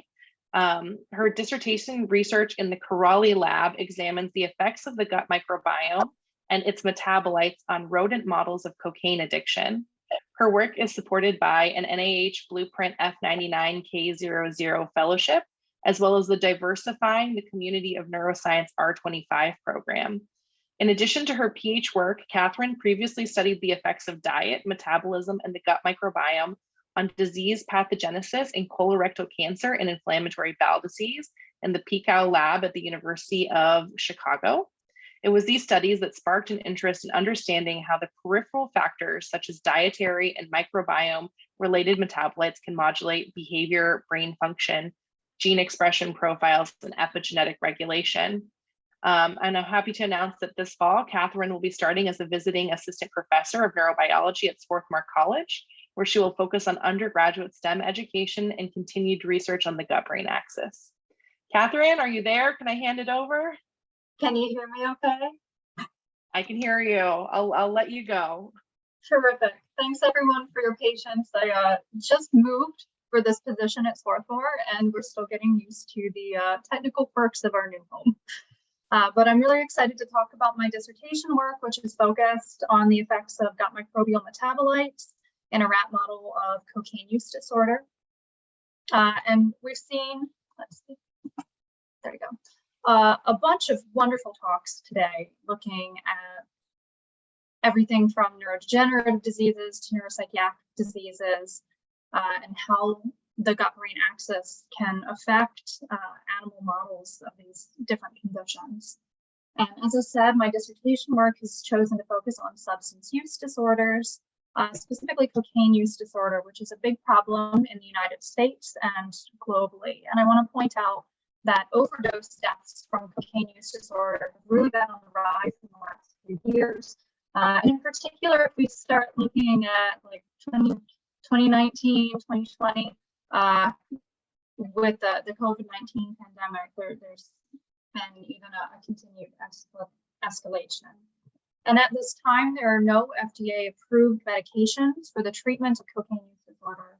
So it's really important for us to develop better therapies for these patients to help them with their struggle with addiction, with substance use disorders. And so the central question of my dissertation work is really, as I said, been trying to understand how the trillions of bacteria in our guts and the hundreds of different metabolites that these bacteria produce can modulate response to drugs of abuse like cocaine. And the goal of these studies is to try and figure out different pathways that maybe are outside the brain that we can target for better therapeutics for these patients in the future. Now, we've heard a lot today about the microbiome gut-brain axis, and so I don't want to belabor this too much, but we know that the brain, the gut, and the gut microbiome can communicate through several different pathways, including the vagus nerve, the circulating immune system, and various neuroactive metabolites that are produced by the gut microbiome. And I'm particularly interested in a class of metabolites known as short-chain fatty acids. These have been mentioned earlier. They're the byproduct of the bacteria in our guts digesting fiber in our diet. So we started with fiber and we're ending with fiber as well, where these fiber metabolites are really important modulators of gut-brain signaling in a number of different neuropsychiatric disease models.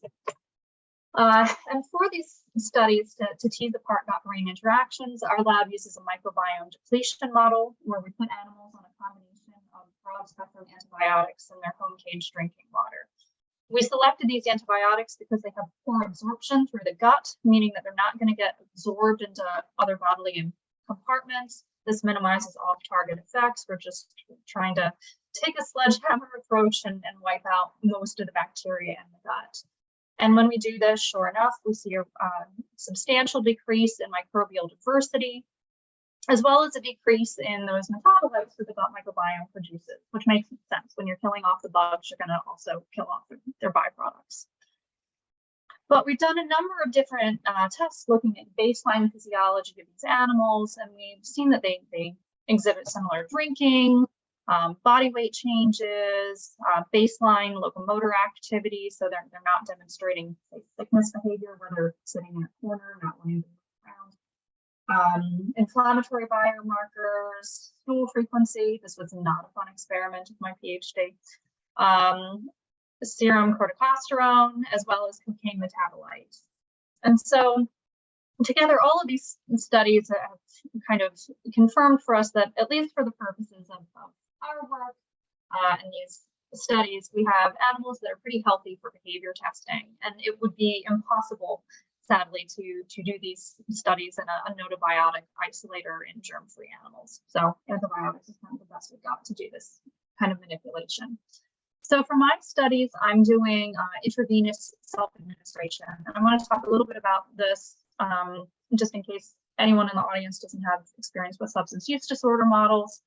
But the idea with these studies is that I implant a catheter into the jugular vein of a rat, and that catheter tubing runs from basically right toward his heart, out his back, and so I can hook up this rat to a syringe pump.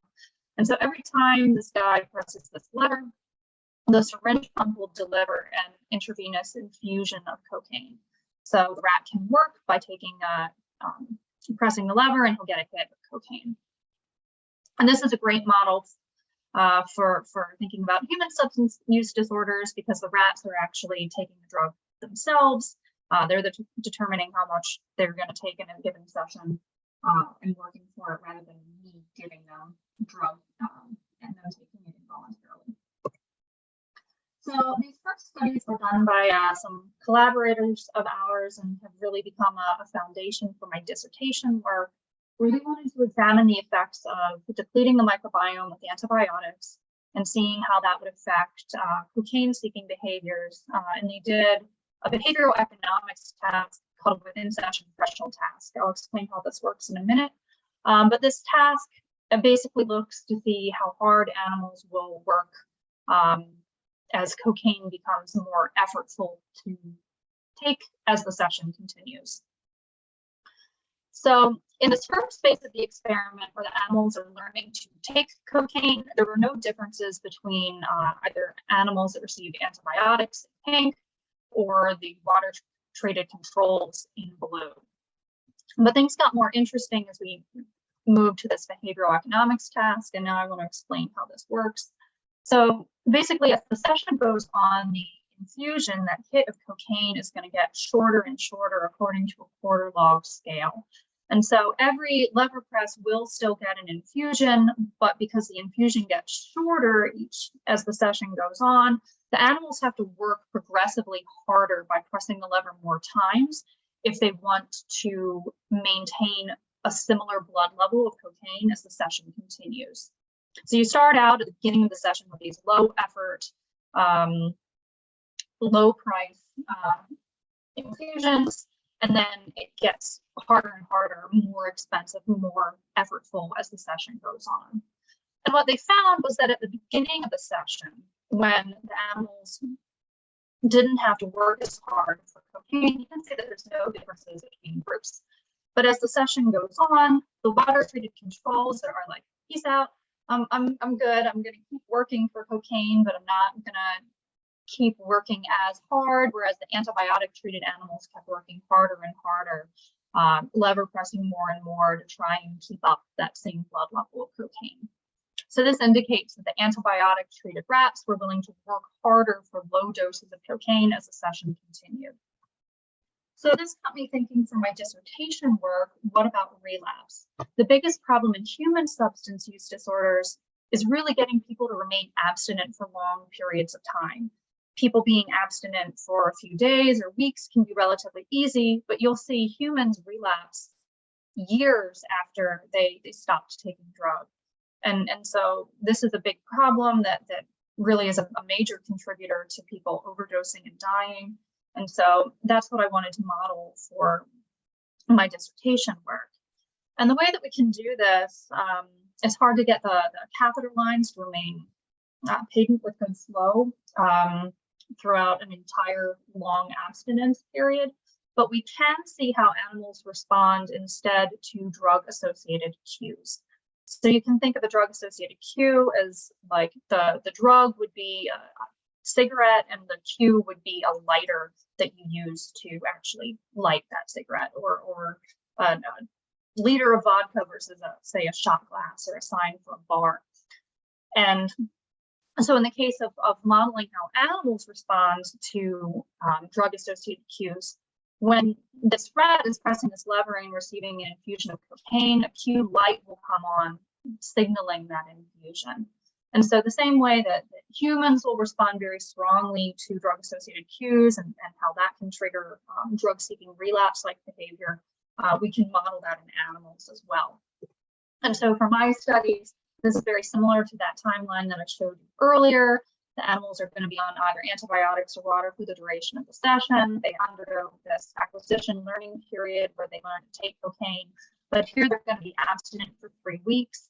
And then on this drug-seeking relapse model task, here they won't actually receive an infusion of cocaine when they lever press, but the cue light will come on. So we're really measuring how they're responding again for drug-associated cues as a model for relapse-like behavior.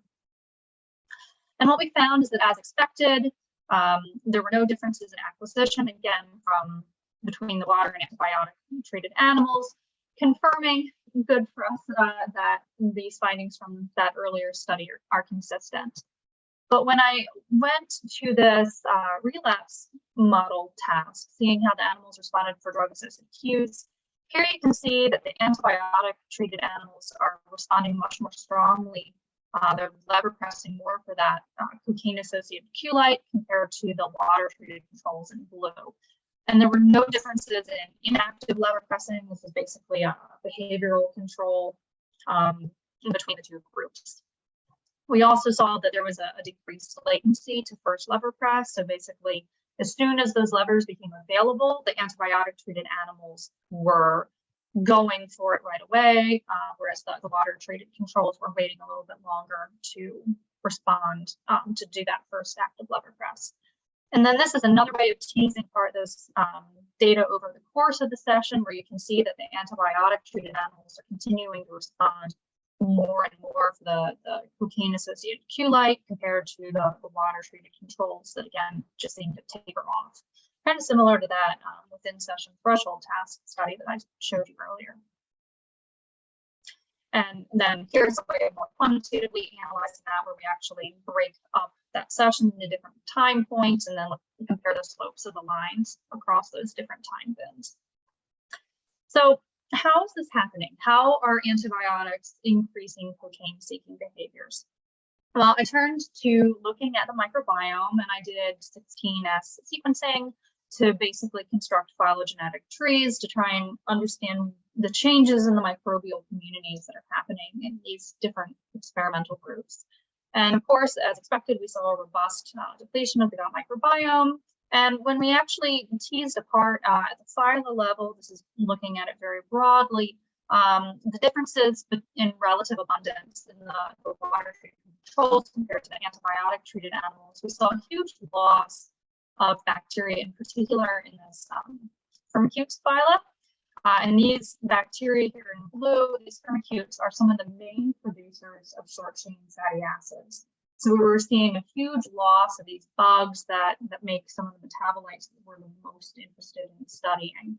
And sure enough, when we actually analyzed the stool of the animals to look at short-chain fatty acid content, we again saw that there was a decrease in short-chain fatty acids, in particular in acetate, butyrate, and propionate, which are three of the short-chain fatty acids that our lab has been the most interested in studying and that have been, I would say, best analyzed by the scientific community at large. And so I mentioned that our lab has looked at these previously. So this is some work done by my doctoral advisor, where he was looking at a different way of modeling cocaine use disorder. This is an associative learning task, seeing how animals will prefer to stay in a chamber that was paired with a drug.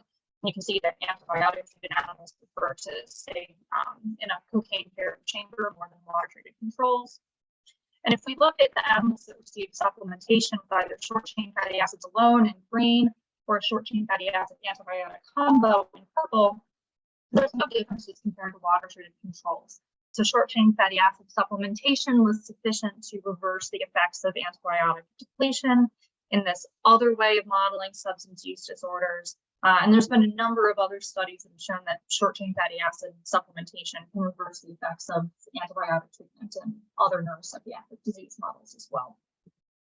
So this made me start thinking for my dissertation work, what if I were to supplement short-chain fatty acids in my IV self-administration model? So I did the same experimental design, this time putting animals on either SCFA alone or a combo treatment of SCFA plus antibiotics. As expected, there were no differences in acquisition between groups. And sure enough, there were no differences this time in that relapse model Q-induced cocaine-seeking task between animals that received short-chain fatty acids alone in green or the combo treatments in purple. And again, there were no differences in latency to first lever press as well. And if we break the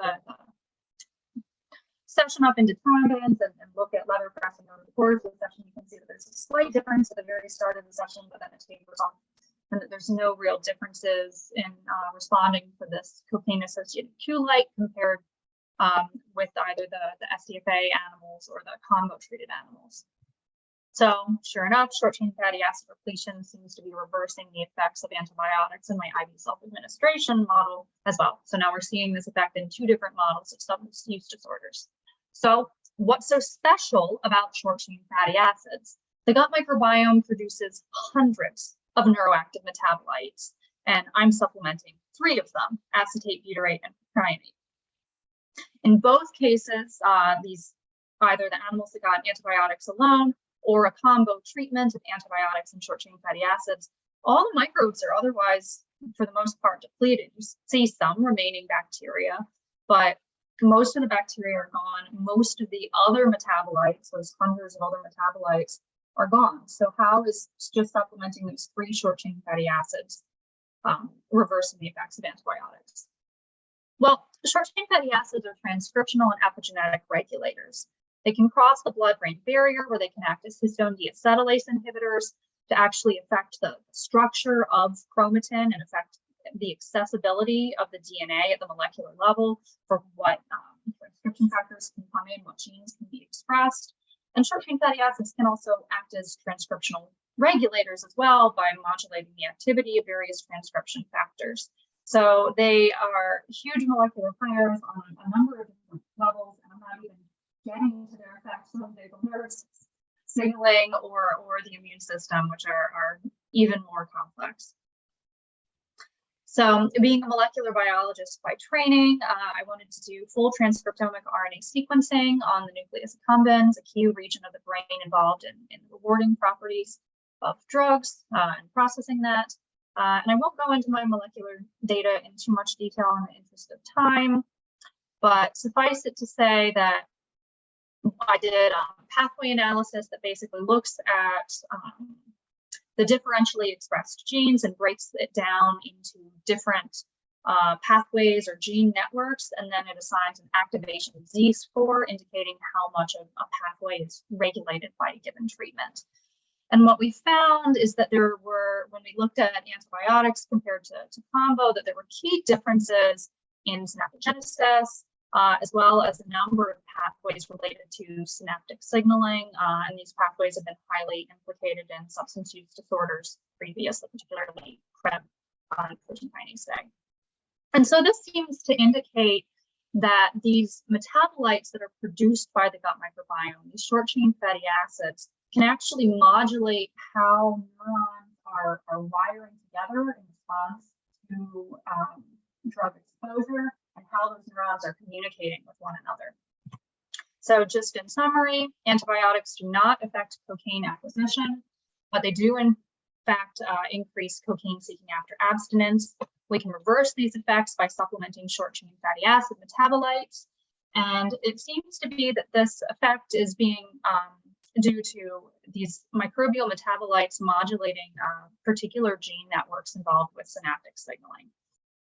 So our working model is really thinking about the microbiome as a homeostatic regulator of gene expression in the brain, where when you have a healthy microbiome that's producing lots of neuroactive metabolites, they're kind of modulating transcriptional and epigenetic activity to have adaptive behavioral and synaptic plasticity in response to drugs of abuse. But when you deplete the microbiome, it's like pulling the rug out of this homeostatic regulatory mechanism.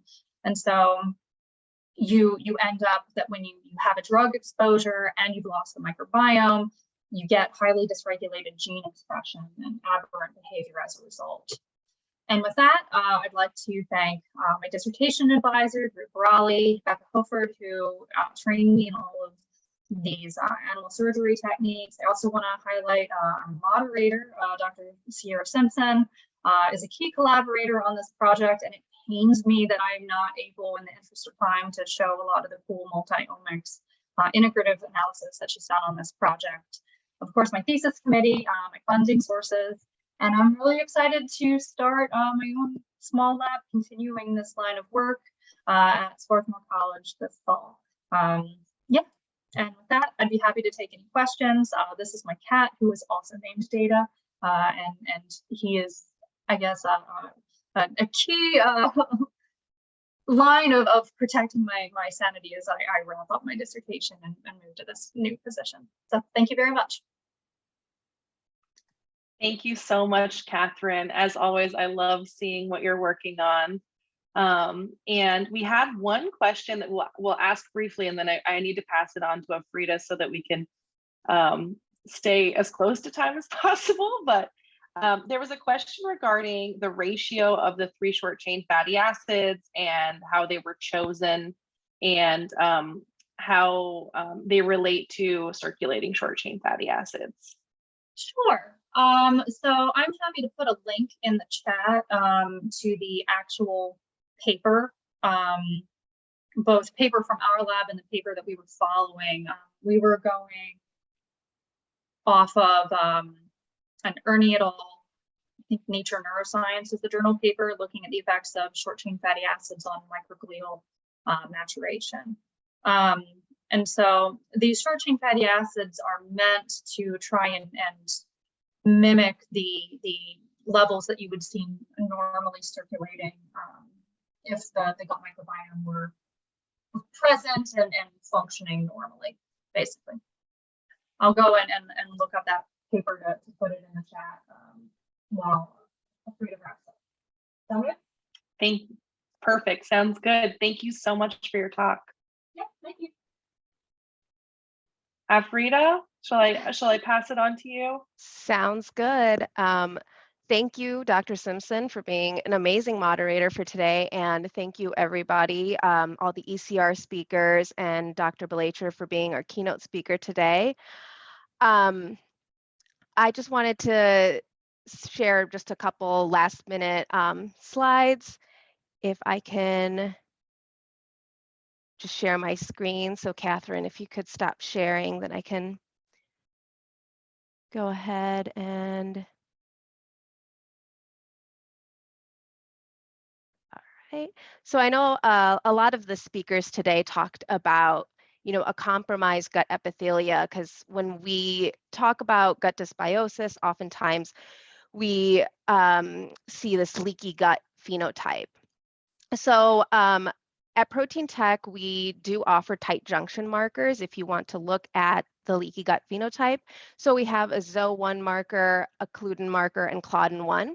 And our ZO1 and Occludin are both available in polyclonal or monoclonal. And also we have our ZO1 and Occludin that are conjugated to our correlite dyes, including correlite 488 and 594. And so our correlite dyes are great because you have a faster protocol since you don't have to do the primary and secondary incubation separately. They also have excellent brightness, good photostability, minimal bleed through, and they provide an easy way to multiplex. So I just wanted to share those products to you guys so that you knew that those were available. And also, we like to celebrate our success as a company, but we also really like to celebrate the success of our customers. So I just wanted to share that Proteintech products have been cited in over 150,000 publications worldwide. And so we're really excited about that. And also, we are excited to report that Proteintech won the Researcher's Choice Award this year from CiteAb, just showing that our customers really do value our products. And so we really appreciate that. And then finally, I just wanted to let everyone know that as an attendee of today's seminar, Proteintech would like to offer you a free sample of any of our Proteintech antibodies, our Chromotech nanotraps, or our humankind protein. And you can do so by following this link right here. Don't worry about copying it down. We'll send you a follow-up email with this link. So you can just go in, fill out that form, and request your free sample. And we'll also provide a certificate of attendance for everyone who attended today as well. So with that, I just want to thank everyone for coming to our first ever Gut Microbiome Brain Access ECR event. I think it was very successful. And if you do have any other questions, please email us at events@ptglab.com, or you can email me directly at afrida@ptglab.com. And if you liked today's event and you want to know more about our webinars or our workshops, please do follow our socials because we post about our events. So with that, I just want to thank everyone once again. Thanks all our speakers and also the audience members for your great questions and great discussions. So have a great day, everybody. Thank you so much.